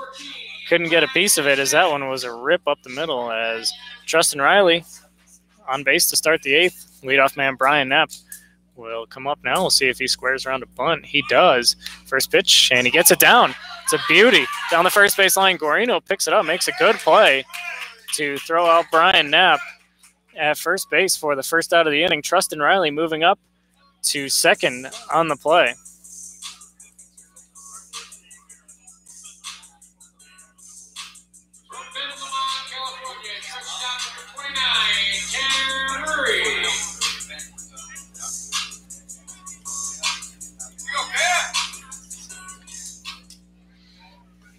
A leadoff single by Trustin Riley, and a beautiful sac bunt by Brian Knapp. A great play by pitcher Cam Guarino as well. So good play all around there. As Tanner Murray will bat now. First pitch fouled off out of play, as Trustin Riley, the go-ahead run now at second base.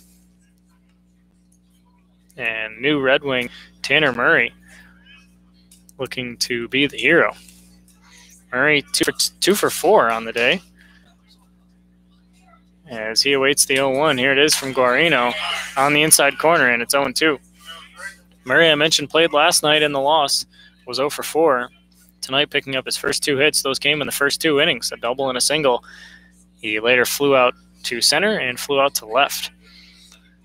0-2, Trustin Riley on second base, 1 out, bottom of the 8th, tie game. The 0-2 pitch way up high, as Guarino tried to climb the ladder there. Tanner Murray went a bit too high, as that one Almost got over catcher Nolan Wilson, excuse me. And the count 1-2. Guarino, a long look in. Quick check of the runner, and the 1-2 to Tanner Murray. Grounded left side. Fielding is Kunsel. He will throw across the diamond for the second out here in the bottom of the 8th.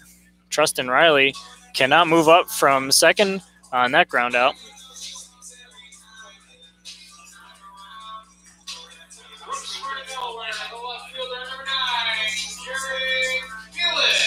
So 2 outs now.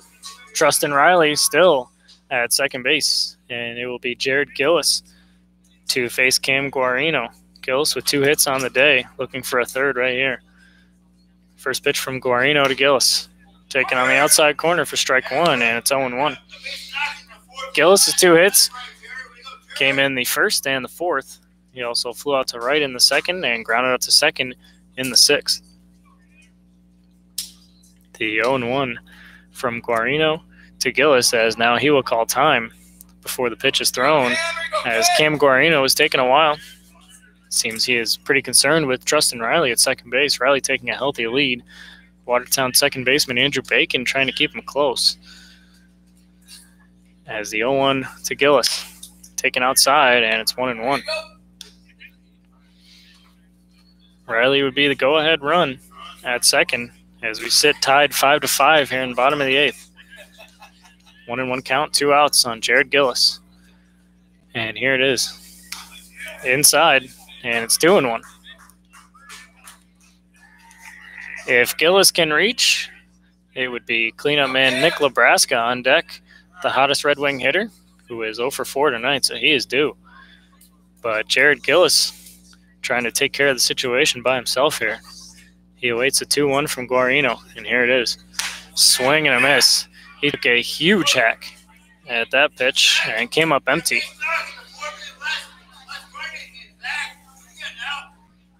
So 2-2 on Gillis now. As Guarino looking for a big out, Gillis looking for a big hit. Tie game, bottom of the 8th, 2 outs. 2-2, and here's the pitch. Swung on and foul tipped into the mitt. Gillis goes down swinging. So the Red Wings strand a runner at second. We move to the top of the 9th. 5-5 between the Rapids and the Red Wings.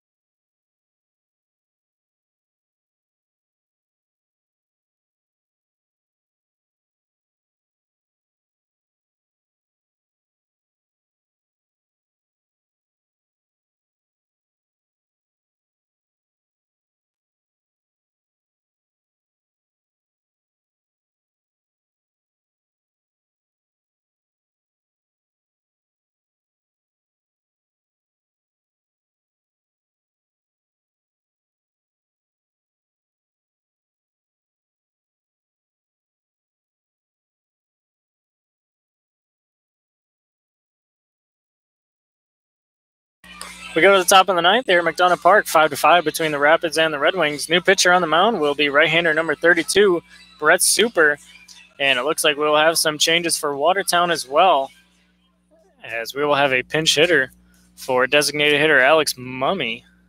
It will be number 9, Julian Curich. And it looks like we have another pinch hitter on deck as well. So a lot of changes here for Watertown in the top of the 9th. The big change in the game is pitcher Brett Super coming on in relief of reliever Joey Haas. It will be the 6th appearance of the year for Super, 0-0, with a 2.45 ERA. 11 innings, 7 hits, 7 walks, and 14 strikeouts as he deals with pinch hitter Julian Kirich. First pitch, huge swing and a miss. As a first pitch breaking ball by Super. And Kirich was trying to put the Rapids in the lead with one swing right there. Kirich coming in, 327, didn't get the start tonight, but a good hitter nonetheless. 0-1 is a breaking ball in the dirt, and it's 1-1. Kirich, 15 games, 327 average, 15 runs, 18 hits, owns a share of the team lead in doubles with 5, also has a home run, 10 RBIs, and 8 stolen bases. He was 0 for 3 last night in the win against the Red Wings. 1-1, popped foul, and it's 1-2 now on Kirich, native of Middletown, Delaware. Plays at Division II Wilmington University, does Kirich. Coming on to pinch hit for Alex Mummy, who was 0 for 3. The 1-2 to Kirich from Super. Fouled back, and doing a good job there is Kirich just to keep the at-bat alive. Kirich has 14 strikeouts in 15 games. He had 1 last night against the Red Wings in 3-2 Watertown victory. Kirich now calling time, as just trying to disrupt the rhythm of reliever Brett Super. Is now Super back on the mound. Kirich back in, and the 1-2 to Julian Kirich. Spoiled foul down the first base side, as that was a very good backdoor breaking ball from Brett Super. Made a pitcher's pitch there, and Kirich just doing a good job to fight that one off and spoil a foul and live to see another pitch. Super working from the windup with the high pants and the Red Sox showing. The 1-2 to Kirich. Fouled back again, as Kirich coming into this game fresh off the bench and providing one heck of an at-bat for the Rapids here to lead off the top of the 9th.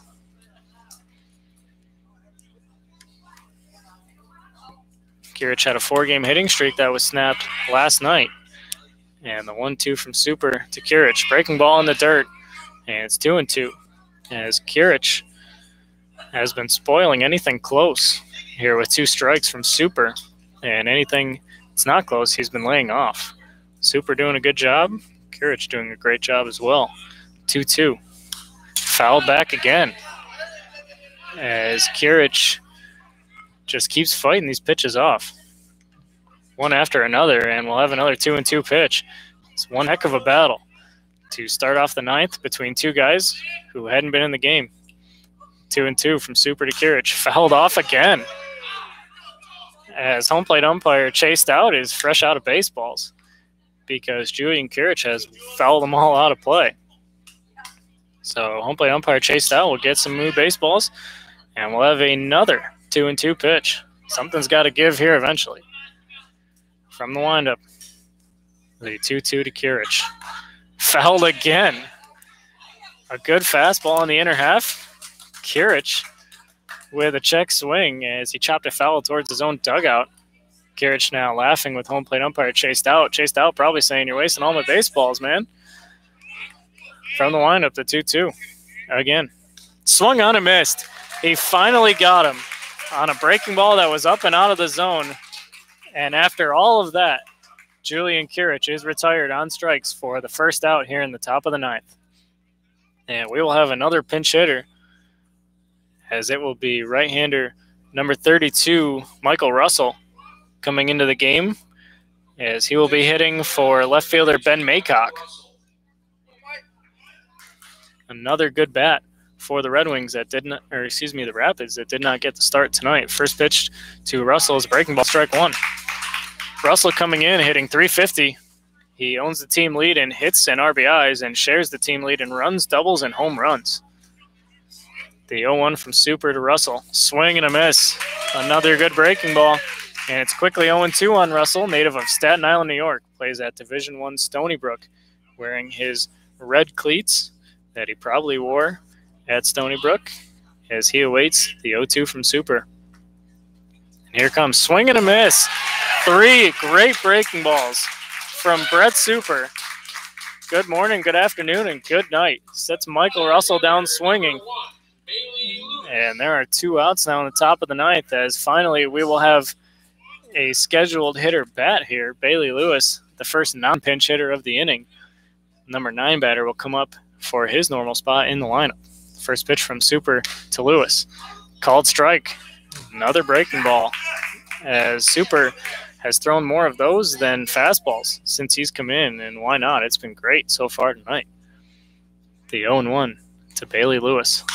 Fouled off, as that one will get out of play. That time a fastball, and Lewis was very late on it, just spoiled it foul.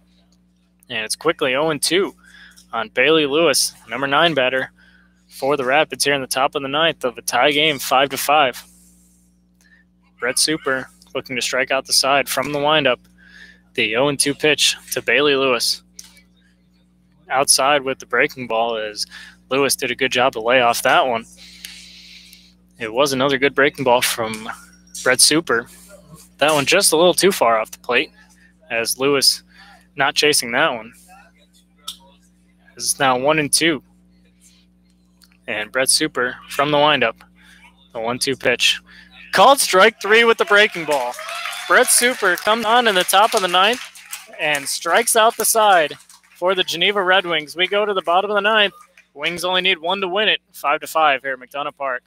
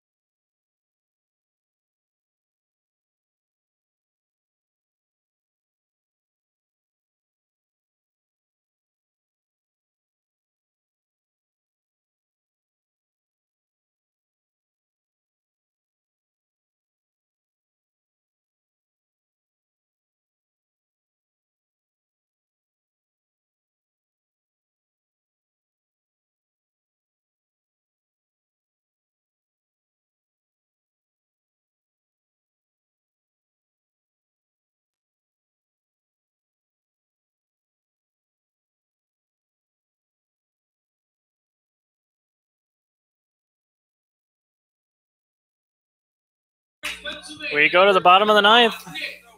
Tie game between the Rapids and the Red Wings. It will be 4, 5, and 6 for the Wings to face new pitcher, right-hander Jarrett Henderson. As Nick Lebraska will lead things off. Someone might have the chance to play a hero here tonight. First pitch to Lebraska, skied in the air to right field. Coming on and moving into foul territory is the Watertown right fielder, as now I catch a number. It is number 33, Nick Bosma, making the first out of the inning. So a lot of switches for Watertown here. Try to figure out their defense as we go, but more importantly, the Red Wings trying to score 1 run to end this game, and then it won't matter who's playing defense for Watertown. As Nick Bosma moving from first base to right field, catching that fly ball. First pitch to Evan Magadan is a called strike. Josh Bazillion moving from right field to left field. Michael Russell came in as a pinch hitter. He is now at first base. 0-1 to Magadan. Grounded up the middle off the glove of Jarrett Henderson. He will pick up and throw on to first to complete the out for out number 2. And quickly 2 outs here in the bottom of the ninth. From Watsonville, California, the center fielder, number 20, Jack Harris. So Jack Harris now with 2 outs in the bottom of the ninth, playing in his first game as a Geneva Red Wing. trying to get the Red Wings to start a rally in the bottom of the ninth. First pitch to him is a breaking ball for strike one. As Jarrett Henderson has come into this game, and he has been pounding the zone, which is what you want your relievers to do if you are with Watertown Rapids. The 0-1 ripped to left field, but hooking, and that's a foul ball. As Jack Harris got a good piece of that one, but just sending it to the left of the foul line in left field, and it's quickly 0-2 now on the newest member of the Geneva Red Wings, Jack Harris.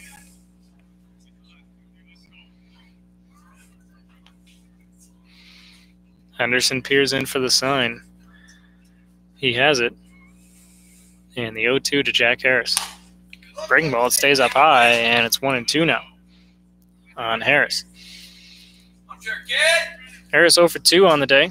Ground out to third in the first, strikeout on seventh, and 2 walks in the third and the fifth. Scored 2 runs. As now he will call time and step out prior to the 1-2 offering from Jarrett Henderson.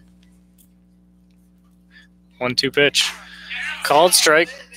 Oh, excuse me. Ball 2, as it looked like home plate umpire chased out. Gave a little flinch. It fooled me and just about everybody on the field for Watertown. They were all off the field. As now 2-2 on Jack Harris. Gets another life. The 2-2 pitch from Henderson to Harris. Skied into shallow center. Coming on, Bailey Lewis and Josh Bazonian. And Bazonian will draw the error here in the bottom of the ninth. Well, now Jack Harris to reach with 2 outs. That would have been the end of the inning. And it's not like Josh Bazonian just missed it. It was in his glove and out of his glove just like that. So an error on the left fielder, Bazonian, who just moved over to the field from right field, gives the Red Wings another life. And the first pitch to Lane Powell is taken up high for ball 1. So it doesn't have to be pretty, but a 2-out base runner for the Red Wings in the form of Jack Harris. The 1-0 to Lane Powell fouled off, and that got a piece of catcher Nolan Wilson as he will take a lap around behind home. Home plate umpire chased out. Will walk a new baseball out to pitcher Jarrett Henderson as Nolan Wilson looks a little shaken up. As now the coaching staff will come out, that being manager David Anderson, ask if Wilson's okay. He says, yep, I'm good. And we'll have a 1-1 pitch to catcher Lane Powell. Powell 1 for 4 on the day. 1-1 pitch. Grounded up the middle. Daniel Little coming on. He will field flip to the second baseman, Andrew Bacon, for the final out of the inning. So 2-out error goes wasted. We go to extras. Top of the 10th inning, 5-5 between the Rapids and the Red Wings here at McDonough Park.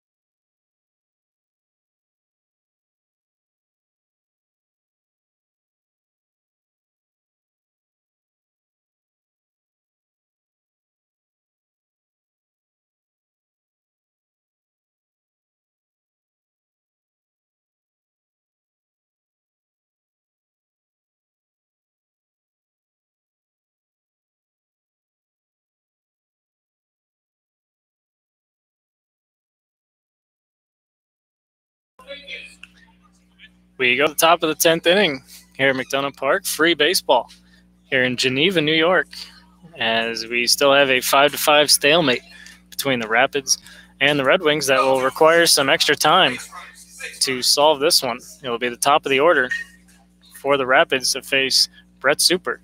Back out for his second inning of work. First pitch is fouled off at the plate, as that one got a piece of Lane Powell, as he looks no worse for the wear, and it's 0-1. And Andrew Bacon. Super came on in the top of the ninth, and he was super, striking out the side. 3 straight strikeouts swinging for Curich Russell and Bailey Lewis, looking to repeat what he did here in the 10th. The 0-1 to Andrew Bacon is a breaking ball that stays high, 1-1. Bacon 1 for 4 on the day, but the one was costly. It was a 2-run home run all the way back in the 3rd inning. That seems like an eternity ago. 1-1, swing and a miss. Great breaking ball from Brett Super, and it's 1-2 now. On the Rapids leadoff man, second baseman Andrew Bacon. On deck will be third baseman Trevor Kunsel. From the windup, Brett Super to Andrew Bacon, the 1-2. Just outside, and the count runs even at 2-2.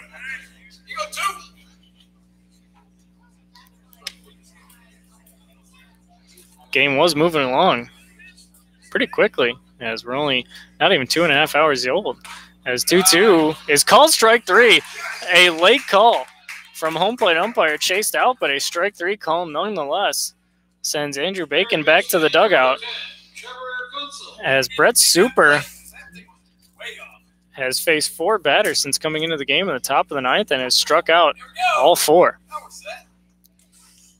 So Trevor Kunsel will step to the plate, as some Watertown fans in the crowd heckling home plate umpire chased out after that call. Pitch to Kunsel is a called strike on the outside corner. I'm sure doing no favors for the Watertown hitters is the man yelling it chased out. The 0-1 from Super to Kunsel. Low in the dirt, and it's 1-1. Kunsel 1 for 4 on the day.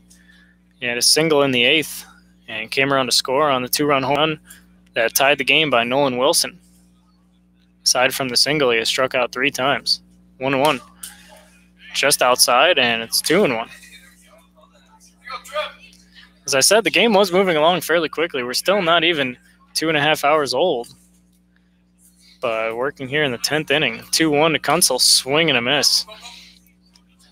As that was another great breaking ball from Brett Super, as now he has another man at 2 strikes. Trevor Kunsel, 2-2, as Super struck out all 4 batters he has faced here tonight, looking for number 5 in the form of Trevor Kunsel. The 2-2 pitch just outside, and the count runs full, 3-2.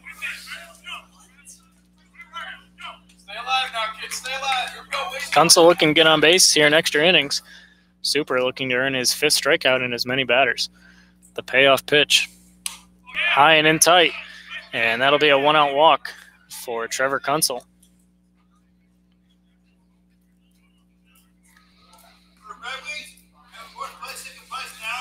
So it looks like we might have a pinch runner here for Trevor Kunsel, as number 12 Samuel Neal will throw on a batting helmet and run out to first base, as Neal will come to run for Kunsel at first, as we have a meeting at the mound between catcher Lane Powell, pitcher Brett Super, and third baseman Justin Barr. Pitch running for the Rapids at first is Samuel Neal. Batting the shortstop, number 3, Daniel Will. And now we'll have an extended mound visit, as maybe buying some time for a reliever, or maybe just trying to talk things over in the event of a bunt here. In any event, the mound visit is over, as Rapids manager David Anderson will meet with hitter Daniel Little and give him some verbal signs, as he will dig back in. Samuel Neal will lead off first. Neal has 5 stolen bases in 6 attempts for the Rapids. As we said, they love to run. Lead the league with 48 steals. It's now 49, courtesy of Bailey Lewis' stolen base in the 8th. First pitch to Daniel Lewis. He squares around a bunt, pops it up. Nick Lebraska will make the catch at first, as Samuel Neal will retreat back to first base Daniel Little extremely upset with himself as he can't get the job done, and there's now 2 outs in the top of the 10th, and Nolan Wilson will dig in. Wilson delivered the big blow in the 8th inning, a 2-run home run with 2 outs that tied the game at 5 and is the reason we are now in extra innings. He will deal with Brett Super. First pitch from Super to Wilson. In the dirt, and that'll get away from catcher Lane Powell. Samuel Neal will get to second. He'll take a big turn, thinking about maybe getting 2 bases on the wild pitch, but in the end he will stay at second and move up just 1 on the wild pitch. That was a breaking ball in the dirt. Can't really fault Lane Powell on that one. Just a real tough bounce in the dirt off that breaking ball. Skipped all the way over towards the Watertown dugout on the third base side. So 1-0 count. Nolan Wilson, go-ahead run now at second base in the form of pinch runner Samuel Neal. Super with a check of the runner, and 1-0 is taken just off the plate, and it's 2-0 on Nolan Wilson. Mentioned Wilson with the big home run in the 8th. He also flew out to left in the 1st, was hit by a pitch in the 4th, and grounded out to short in the 6th. This time with a 2-0 count against Brett Super, and here's the pitch just outside, and it's 3-0. So at this point, you have to think walking Wilson isn't exactly the worst thing in the world. Division I catcher, plays at Virginia Tech, now with 3 home runs on the season. The 3-0, outside, ball 4. As it looked like Super may have been staying away from him a little bit after the count went 2-0. And that will bring up left fielder Josh Bazoian.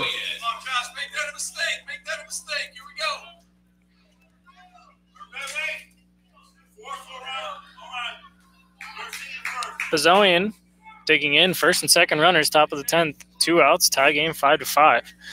Facing off against Brett Super, the first pitch of the at-bat. Good breaking ball just outside. As it's 1-0 on Bazoian. Bazoian 1 for 3 on the day, a single, a strikeout, a pop-out, and he also added a walk. Facing off against Super, the 1-0. Breaking ball just outside again. As the fans for both sides not liking the changing of the zone a little bit by Chase Out. He was giving a lot on the outside. Now it looks like for both sides it's kind of shrinking a little bit. 2-0 to Josh Bazoian from Brett Super. In the dirt, he went around. Said home plate umpire chased out as that pitch bounced well in front of home plate. Not quite sure what Bazoian was swinging at there, but in any event, it's 2-1 as he offered at that pitch that bounced well in front of the plate. Super check of the runners. The 2-1 well up high as Lane Powell has to jump out of his crouch to go up and grab that one. And it's 3-1 now on Bazoian as Nick Bosma awaits his turn on deck. He is 0 for 4. But more importantly, 3-1 on Bazoian. 2 on, 2 out. And now time is called at the plate by Bazoian before the pitch, as I'm not sure if he actually has something in his eye or he's just looking to disrupt the rhythm of Brett Super. But either way, he digs back in. And we will have a 3-1 pitch from Super to Josh Bazoian. Called strike 2 on the outside corner. Perfectly placed fastball by Brett Super. And now Super just 1 pitch away from working out of this jam here in the top of the 10th. Both dugouts fired up. Huge situation in this game. Top of the 10th, tie game. 2 on, 2 out, full count. As now Super will step off. Runners will get a jump. Samuel Neal from second and Nolan Wilson from first. That could be big on a base hit. 3-2. Just outside, says home plate umpire chased out, as Josh Bazoian will reach with a walk. Back-to-back walks by Brett Super has loaded the bases now. And Nick Bosma will step to the plate as catcher Lane Powell will go have another chat with his pitcher Brett Super, who started off his outing tonight striking out the first 4 batters he faced. Since then, He has walked 3 batters, and there's also a bunt pop-out in between all the walks. So Nick Bosma 0 for 4 on the day. He'll face Brett Super, bases loaded, 2 outs, top of the 10th, tie game. First pitch popped up. Shallow right, Nick Nebraska, first baseman, going out. He's called off by Evan Magadan, who will make the catch in shallow right field. So Brett Super gets out of a bases-loaded jam in the top of the 10th. We go to the bottom of the 10th, tied at 5 between the Rapids and the Red Wings here at McDonough Park.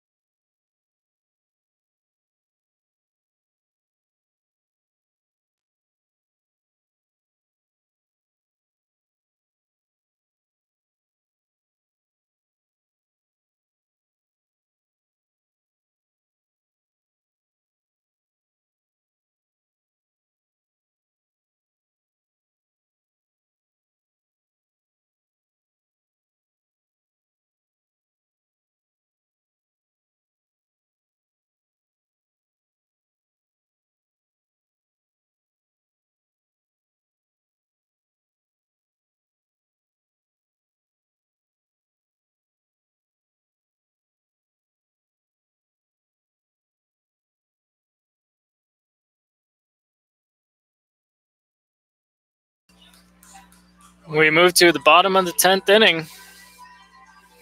As the Red Wings looking for a hero, it will be 8-9-1.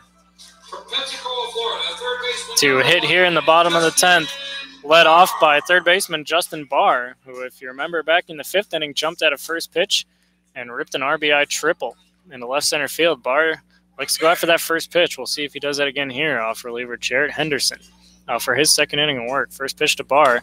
Breaking ball, stays up high for ball 1. Not a bad choice by Henderson going with the breaking ball after Barr ripped the first pitch fastball for the triple in the 5th inning. The 1-0 to Barr. Ripped down the left field line, but foul. As that one bounces off the fence in front of the Watertown bullpen, and the count runs even, 1-1. Aside from the triple, Barr had a bunt single in the 2nd, walked in the 3rd, and grounded out to the pitcher in the 7th. Bats here in the bottom of the 10th. 1-1 is taken up high for ball 2, 2-1. As the Red Wings just looking for base runners, trying to get the winning run on base. As Justin Barr has a 2-1 count, and here comes the pitch. Hit into center field, and that'll get down for a base hit. As Samuel Neal, fresh into the game, will come up with that one, throw it back in, and Justin Barr has a leadoff single here in the bottom of the 10th. From Harrisburg, Pennsylvania, your right fielder, number 21, Justin Riley. So leadoff single for Justin Barr, 3rd hit of the game for him, and we'll see if Justin Riley elects to square around and bunt. Try to push the winning run into scoring position. He squares very early, first pitch, and he gets it down. Jarrett Henderson will come off the mound field and flip very softly to first baseman Michael Russell, but in time to get Justin Riley, so a good sack bunt from the number 9 batter. Justin Riley moves Justin Barr into scoring position. So Barr at 2nd, 1 out, and Brian Knapp with the winning run in scoring position will bat here in the bottom of the 10th. Tie game, bottom 10th, 1 out. Justin Barr at 2nd, Brian Knapp at the plate, and Jarrett Henderson on the mound for Watertown. First pitch to Brian Knapp. taking on the outside corner with the fastball for strike one, and it's 0-1.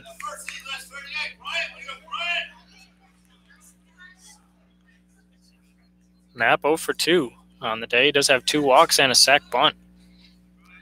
The 0-1 to Knapp from Henderson. Skied into shallow left. Bazoian coming in, and he will make the catch for the second out of the inning.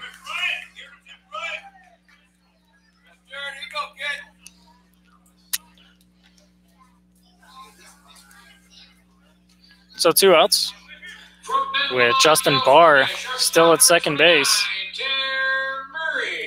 And one of the newer Red Wings, Tanner Murray, with a chance to end the game and be the hero. He played his first game for the Wings last night, playing in his second game here tonight. Batting in the 2-hole, he has 2 hits, 2 for 5 altogether on the day.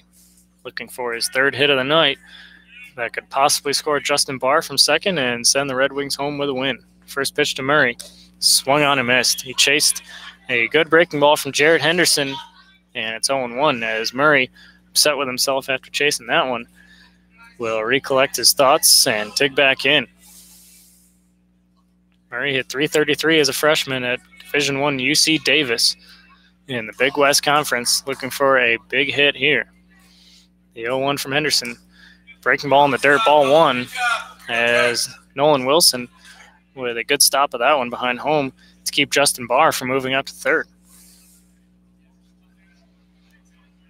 Murray looking for his second RBI as a Red Wing. He has first RBI back in the first. 1-1 to Murray. Foul back as that hits the roof of the grandstand here at McDonough Park and will bounce on the concourse and then out into the parking lot. Should say Murray did not have an RBI in the first inning. His double only advanced Brian Knapp to third. Knapp came home on Jared Gillis' single. So Murray still looking for his first RBI. 1-2 count, 2 outs. Runner on second, bottom 10. The 1-2 pitch, just up high. Breaking ball from Jared Henderson, just staying just north of the zone. And the count's even 2-2 now. Tanner Murray having himself a good at-bat here, keeping the game alive and looking to win it for the Red Wings. Henderson with a check of the runner, the 2-2. Skied into shallow right center. Neal moving over, and so is Nick Bosma. Bosma's under it, and he'll make the catch. So the Red Wings strand a runner at second. We go to the 11th. Tied 5-5 between the Rapids and the Red Wings here at McDonough Park.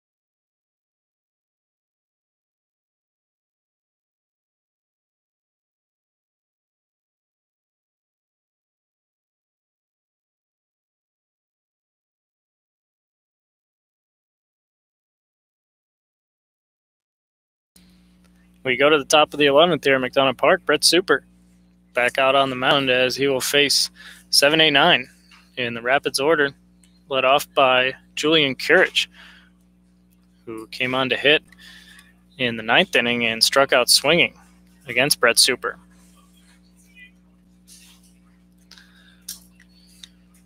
Tie game 5-5 between the Rapids and the Red Wings. First pitch to Kurich is chopped foul down the first base side. It will be Kurich, Russell, and Bailey Lewis for the Rapids here in the 11th, as we're looking for a winner after the game was tied in the 8th with 3 runs from Watertown. 0-1, swing and a miss, as Super just blew Kurich away with that fastball, and the count's quickly 0-2 on the new designated hitter, Julian Kurich. Super looking very strong, worked out of a jam last inning. And the 0-2 to Kurich. Up high with the fastball, Kurich laid off, and it's 1-2.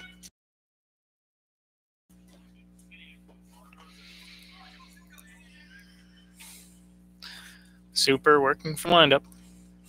The 1-2 to Julian Kurich. Way up and outside, as that one might have slipped from Brett Super, and it's 2-2. In case you're wondering, Super back out for his 3rd inning. He has worked 3 innings twice this season. One of them was against Watertown right here on June 12th.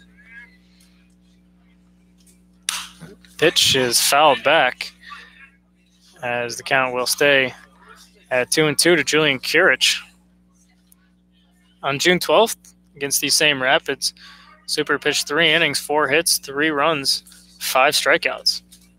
Has 14 strikeouts in 11 innings coming in. 2-2, swing and a miss. Sets Kurich down swinging for the 2nd time since Kurich has come into the game, and there's 1 out here in the top of the 11th. First baseman, number 32, Michael Russell. Kurich sat down for the first out here in the top of the 11th, and now Michael Russell, who also came on to pinch hit in the 9th and also struck out swinging against Brett Super, will step in for his 2nd chance and takes the first pitch breaking ball for strike 1.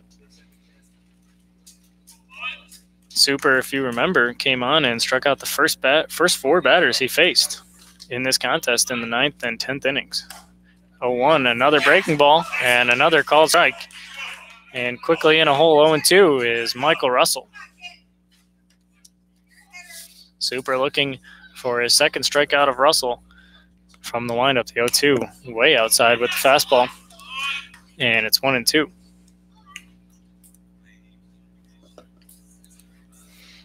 Russell has been arguably the best hitter for Watertown.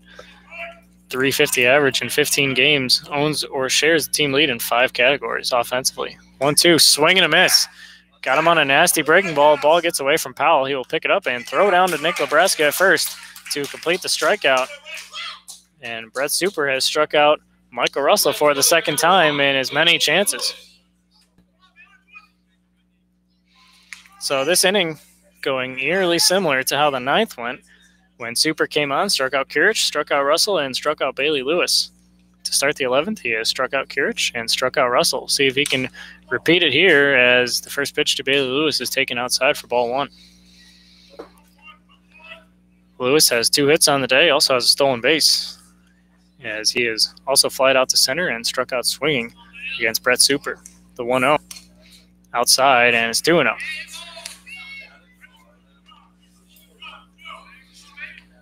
Top of the 11, 5-5, 2 outs, nobody on, 2-0 count, and the 2-0 pitch to Bailey Lewis. Outside, 3-0, and after 2 quick strikeouts, Brett Super falls behind Bailey Lewis 3-0.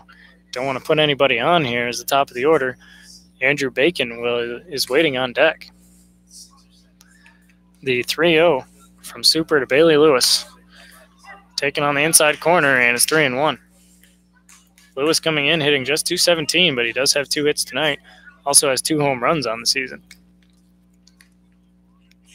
Lewis was 0 for 4 last night against Geneva. The 3-1 chopped as Super will come off the mound and field and throw to first for the final out of the top of the 11th. We go to the bottom of the 11th. Still 5-5 between the Rapids and the Red Wings here at McDonough Park.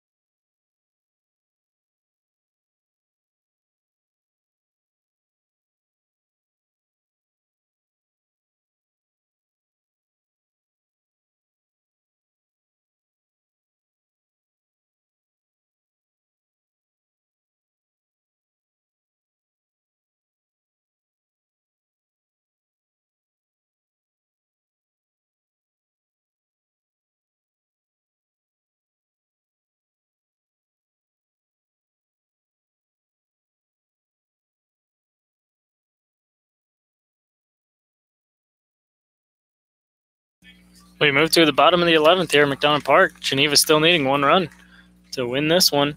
It will be the meat of the order, 3, 4, and 5, with Jared Gillis leading off. First pitch, driven into the right center field.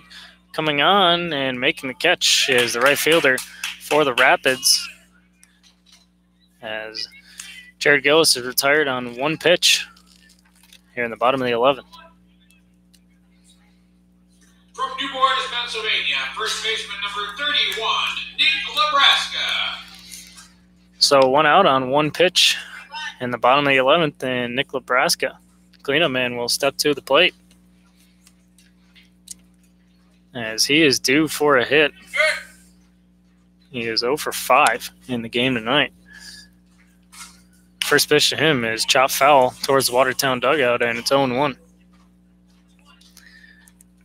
0 for 5 is not something Lebraska is probably used to. Came in hitting .391. Leads the team and good for 5th in the league. Also 25 hits, which leads the team as well. The 0-1 is ripped up the middle, and that'll be a base hit. So a 1-out rip for Nick Lebraska, and I mentioned he was due, and he got it. As a 1-out base hit for Lebraska will bring Evan Magadan to the plate here in the bottom of the 11th. From Point Pleasant, New Jersey, the second That ball was absolutely ripped into center field. Whenever Lebraska gets a hit, it's never a blooper or a little cheap hit. He hits it hard, that's for sure. As we have a pinch runner at first base, can't catch a number. As now we hear it is Nick Carnevale who will come on to run, as Evan Magadan will hit with 1 out and 1 on. First pitch to him is a called strike, as Magadan struck out his first 2 at-bats, lined out, grounded out, and grounded out. So he is 0 for 5 in total, looking for his first hit. The 0-1. Low and in the dirt, Carnevale's going, and there will be no play at second base. Carnevale in standing up. It looked like maybe a delayed steal. Carnevale didn't break at first, and I don't think he went on the pitch in the dirt. I think it was just kind of a surprise delayed steal, but it ended up working out as Nolan Wilson dropped that ball. Not sure if that's a wild pitch or a pass ball. It looked like a very catchable ball, but either way, Nick Carnevale winning run at second base, and Evan Magadan with a 1-1 count. And here's the pitch. Grounded to the left side. Fielding is Bosma. He will look Carnevale back and throw on to first for the second out in the bottom of the 11th. Bosma, freshly in the game, he was previously in right field. He started the game at first, moved to right, and now at third. As Jack Harris, playing in his first game with the Red Wings, looking to be the hero here in the bottom of the 11th. Nick Carnevale on second base. He pinch ran for Nick Lebraska. 2 outs, bottom of the 11th. And the first pitch is popped foul. That one is slicing, and it will get out of play onto the roof of the pavilion down the first base line. And it's 0-1 on Jack Harris. Harris 0 for 3 on the day. A ground out, a strikeout, 2 walks, and he also reached on an error in the bottom of the 9th. 0-1 count this time around from Jared Henderson. And here it comes to Jack Harris. It's low with the breaking ball, and it's 1-1 now on Harris. Mentioned Harris playing his first game from Watsonville, California, as he was looking to end it for the Red Wings. Carnevale off second, the 1-1 to Harris. Chopped slowly, and that'll be foul, as Nolan Wilson will jump up and grab it in foul territory down the third base line, and Jack Harris will retreat back to home, where he will await a 1-2 pitch from reliever Jared Henderson. Big situation, bottom of the 11th, runner on second. You can hear a pin drop here at McDonough Park. Henderson peering in, looking for his sign. He's taken an awful long time. Now he has it. And the 1-2 to Jack Harris. Up high with the fastball.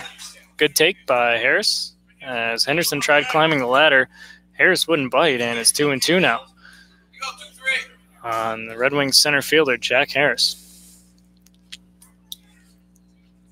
Henderson with a check of Carnevale, and the 2-2 to Harris.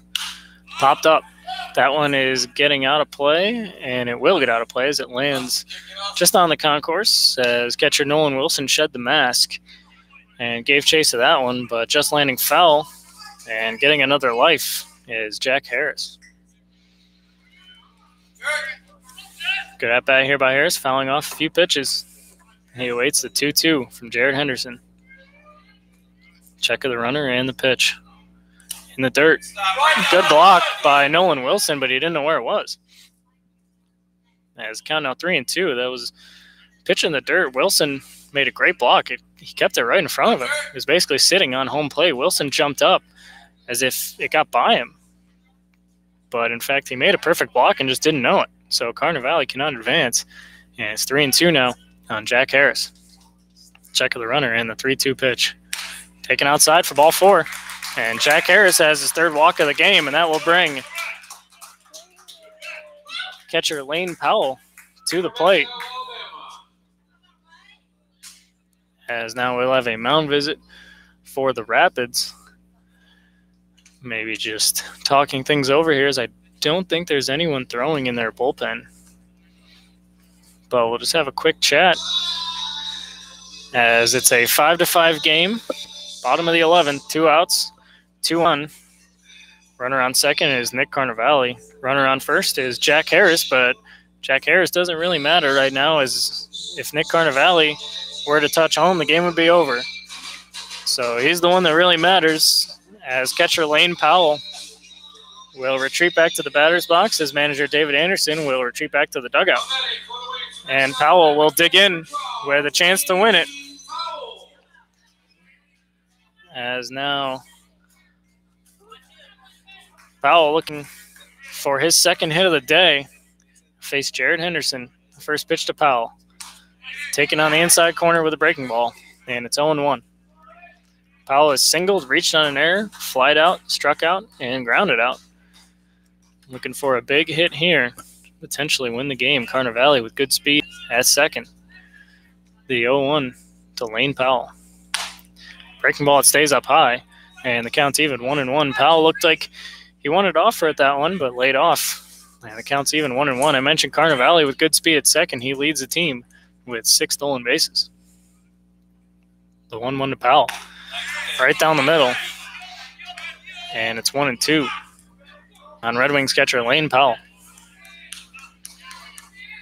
Carnivale off second. Jack Harris off first. 2 outs, 1-2 count. Bottom of the 11th.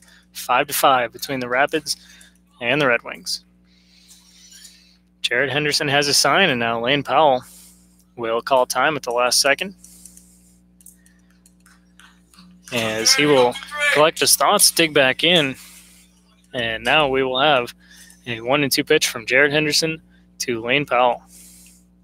Check of the runner and the pitch. Chopped slowly to the right side. Fielding and touching the bases, Michael Russell for the final out. So we go to the top of the 12th, still tied 5-5 between the Rapids and the Red Wings.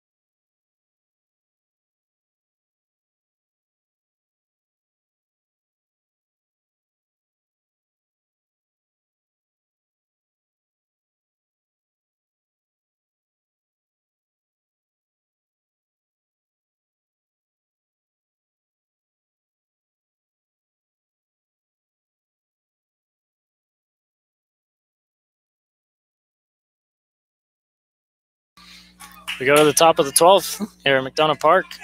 New pitcher in the game for the Red Wings will be number 10 right-hander Mark Bobko, as well as a new catcher, Zach Miller, and that will push Lane Powell to first base. As Mark Bobko in the game will face top of the order, 1, 2, and 3, led off by Andrew Bacon.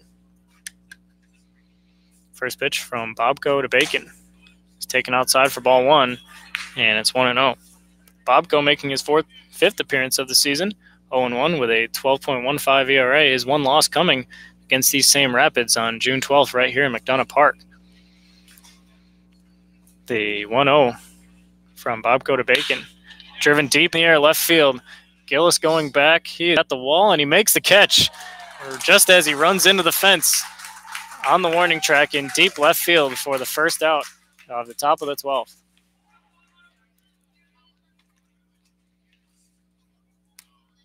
Center fielder, number 12, Samuel Neal. So a loud out, but an out nonetheless for Mark Bobko. As now Samuel Neal will bat for the first time tonight. He came on to pinch run in the 10th.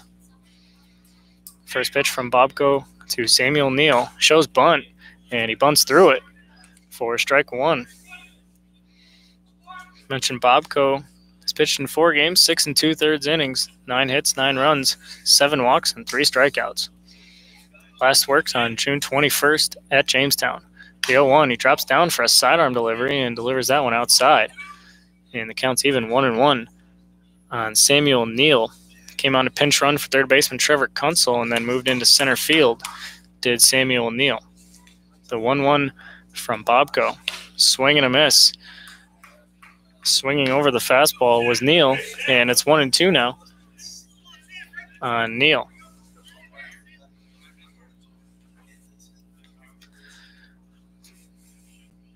Bobko from the windup, the 1-2 to Neal.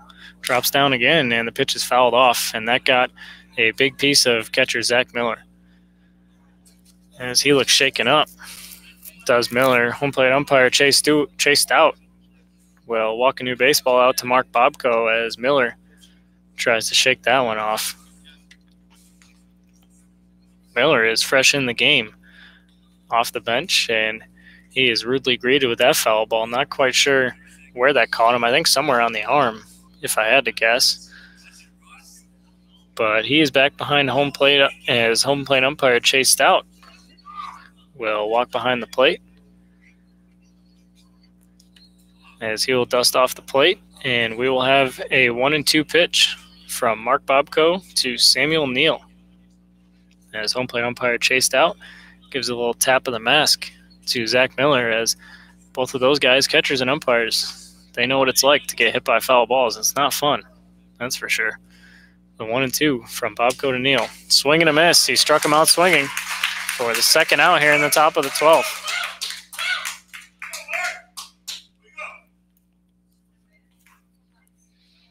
Shortstop, number 3, Dan Little. So Bobko has faced 2 batters, and he's retired both of them. Bacon on the fly out to deep left, and just now Samuel Neal on the swinging strikeout, as Daniel Little will come up for his third at-bat game. He came on as a pinch hitter in the 8th. First pitch to him is down low for ball 1. So how do you like that? You come on in the 8th inning, and you get 3 at-bats in the game. That's how you know the game's taking a long time. The 1-0 to Daniel Little is taken down low, and the count now 2-0. On deck is Nolan Wilson, who delivered the big home run in the 8th inning that tied the game at 5. The 2-0 from Bobko to Daniel Little. Taken just inside, and the count now 3-0. Bobko and the entire Red Wings bench thought that was a strike, as Bobko will shake his head, walk behind the mound, toe the rubber again, and get ready for the 3-0 pitch to Daniel Little. Taken just low and outside, as even Little held on for a second. Catcher, number 13, Nolan Wilson. As that is a 4-pitch walk, the 4th one being extremely close. Everyone on the field thought it might have been strike 1, especially with a 3-0 count. But in the end, it's ball 4, and now speedy Daniel Little is on first base. Second on the team and tied for 4th in the league with 9 stolen bases is Little. Cleanup man Nolan Wilson now at the plate. And the first pitch from Bobko to Nolan Wilson is taken up high for ball 1. So 5 straight out of the zone for Mark Bobko after getting 2 quick outs, as he has walked Little and now falls behind Nolan Wilson 1-0. See if Little maybe makes a break for it a second here. As I said, 9 out of 11 stealing bases. Decent lead at first for Little, and the 1-0 will be delayed, as now Bobko will make a check over at first. Little back in standing up, as we'll see if now maybe he gets even bigger of a lead at first. Bobko coming set, gives a couple looks to Little. And the 1-0 to Wilson. Runner does go. Pitches a ball. Throw down to second. Is in time. They got him.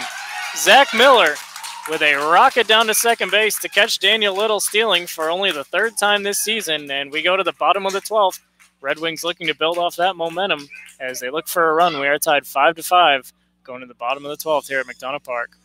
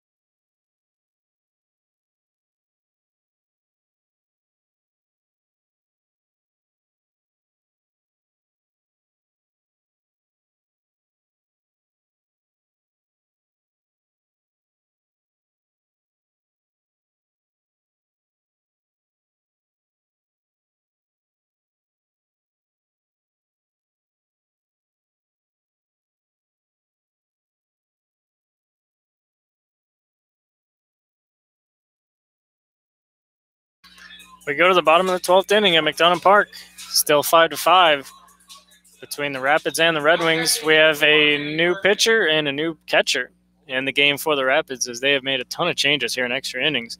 Try to keep track of everything that's been going on, but what I know for sure is the new pitcher is number 13, Nolan Wilson. He had caught the first 11 innings, and now he will move to the mound, as a new catcher will be number 4, Kenny Bergman. So long extra inning game. Kind of have to piece it together. Do both teams, as Wilson, he did catch the first 11 innings, as I mentioned, but he's no stranger to the mound. He's made 3 appearances on the young season so far. He last worked as a pitcher June 24th against Utica. All in all, he's 0-0 with a 6.75 ERA, 4 innings of work, 3 hits, 3 earned runs, 4 walks, and 4 strikeouts. So it'll be 8-9-1 against the catcher-turned-pitcher, Nolan Wilson, and Justin Barr will lead things off. First pitch from Wilson to Barr in the dirt, and blocked by Kenny Bergman, as he is welcome to the game with a fastball that is spiked in the dirt. As he sat on the bench, has Bergman for the first 11, now coming in and promptly takes a fastball to the side. The 1-0. Low and outside to Barr, and it's 2-0. as Wilson looks like he can bring it. He's a Division I catcher from Atlanta, Georgia, plays at Virginia Tech in the ACC. The 2-0 to Justin Barr. Right down the middle, and it's 2-1. Barr, 3 hits on the day, 2 singles and a triple. He has also walked and grounded out to the pitcher. The 2-1 to Barr. Swing and a miss. Power versus power right there. Nolan came with a hard fastball, and Barr took a huge swing. Came up empty. He asks home plate umpire Chase Stout if it was a strike. And Stout says, yes, it was going to be a strike either way. So 2-2 now on Barr, and here it comes.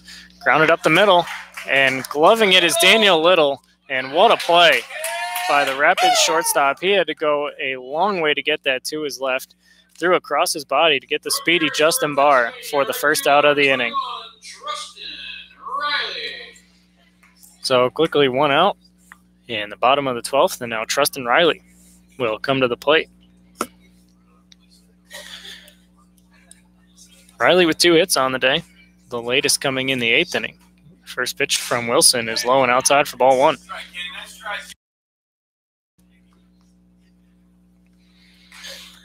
From the windup, the 1-0 to Trustin Riley. Inside corner at the knees, and it's 1-1. In addition to the 2 singles in 2nd and the 8th, Riley has walked, grounded out, and had a sac bunt. 1-1, breaking ball, it stays outside, and it's 2-1. Sac bunt was a beauty back in the 10th inning by Riley. Bats now in the 12th, and the 2-1 pitch low, and it's 3-1. So with 1 out, Red Wings trying to get a base runner on any way they can. Top of the order, Brian Knapp waits on deck. The 3-1 to Trustin Riley. Chopped foul, as that got a piece of catcher Kenny Bergman. Home plate umpire Chase Stout was going to walk a ball out to pitcher Nolan Wilson, but Bergman said, this game's taking long enough as it is. Just give it to me. I'll throw it back. And we're back ready for a 3-2 pitch from Wilson to Riley. And here it comes. Inside, ball 4, he walked him. So a 1-out walk by Trustin Riley and Brian Knapp will knock him up, as now it'll be a pinch hitter. And it'll be number 26, Langston Livingston. So a lot of changes for both sides here in extra innings. Both teams just kind of pulling out everything in their bag of tricks trying to win this game. As there is a runner on first in the form of Trustin Riley, bottom of the 12th, 1 out. First pitch to Langston Livingston is a called strike, although Kenny Bergman dropped it. Still got the call from home plate umpire Chase Stout, as a lot of times you don't see it. If you don't catch it, it's not a strike, but Chase Stout doesn't live by that rule. And it's 0-1. Worked quickly as Wilson, the 0-1 to Livingston. Pop foul, and it's quickly 0-2 now on the pinch hitter, Langston Livingston. Coming in batting for Brian Knapp. Knapp was 0 for 4 on the day. He also walked twice and scored a run. But now it's Livingston in his spot with an 0-2 count. And here's the pitch. Swung on and missed. He struck him out as Livingston foul tipped that one into the mitt. He hit Kenny Bergman on the backswing. Hope Bergman's okay. As now there's 2 outs. And Tanner Murray will come to the plate. Murray playing in just his 2nd game as a wing. Trying for a little magic here in the bottom of the 12th. Runner on first, Trustin Riley. 2 outs, 5-5 game. Murray with 2 hits on the day, but in his last 4 at-bats, he has been put out. First 2 hits coming in the 1st and 2nd inning. First pitch from Wilson to Tanner Murray. Good swing, but he fouls it straight back into the netting, and it's 0-1. Wilson came with the first pitch fastball, as Murray was ready for it, but fouled it straight back. Murray doubled in the 1st, singled in the 2nd, flew out to center in the 4th, flew out to left in the 5th, ground out to 3rd in the 8th, and flew out to right in the 10th. Overall, 2 for 6. As now Wilson will step off and check Riley over at first base before delivering the 0-1 to shortstop Tanner Murray. Murray with a couple taps of the plate, and he awaits the 0-1. Fouled off again. Another fastball from Nolan Wilson, and another foul ball is now Murray in a hole 0-2.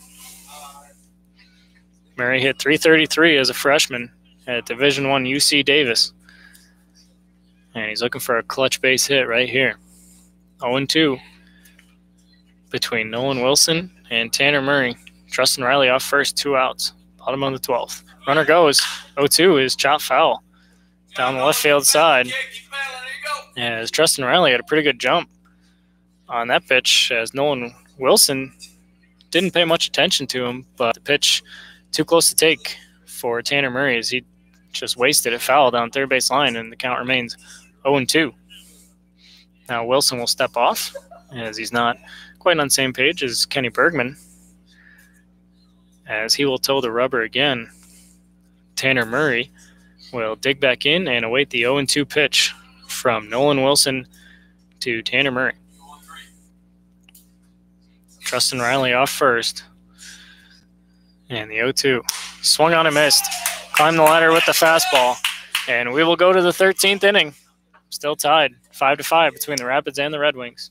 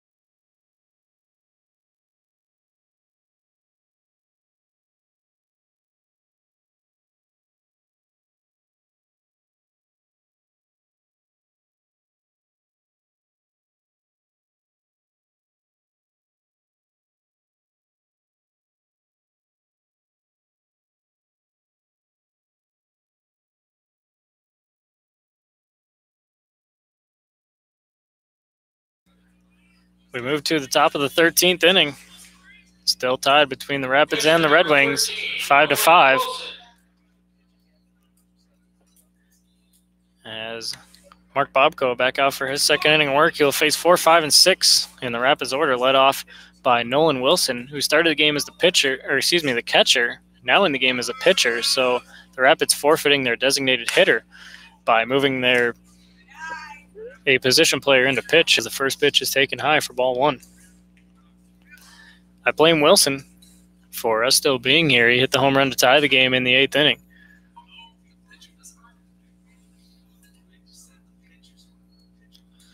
The 1-0 to Wilson. Good breaking ball, and it's 1-1.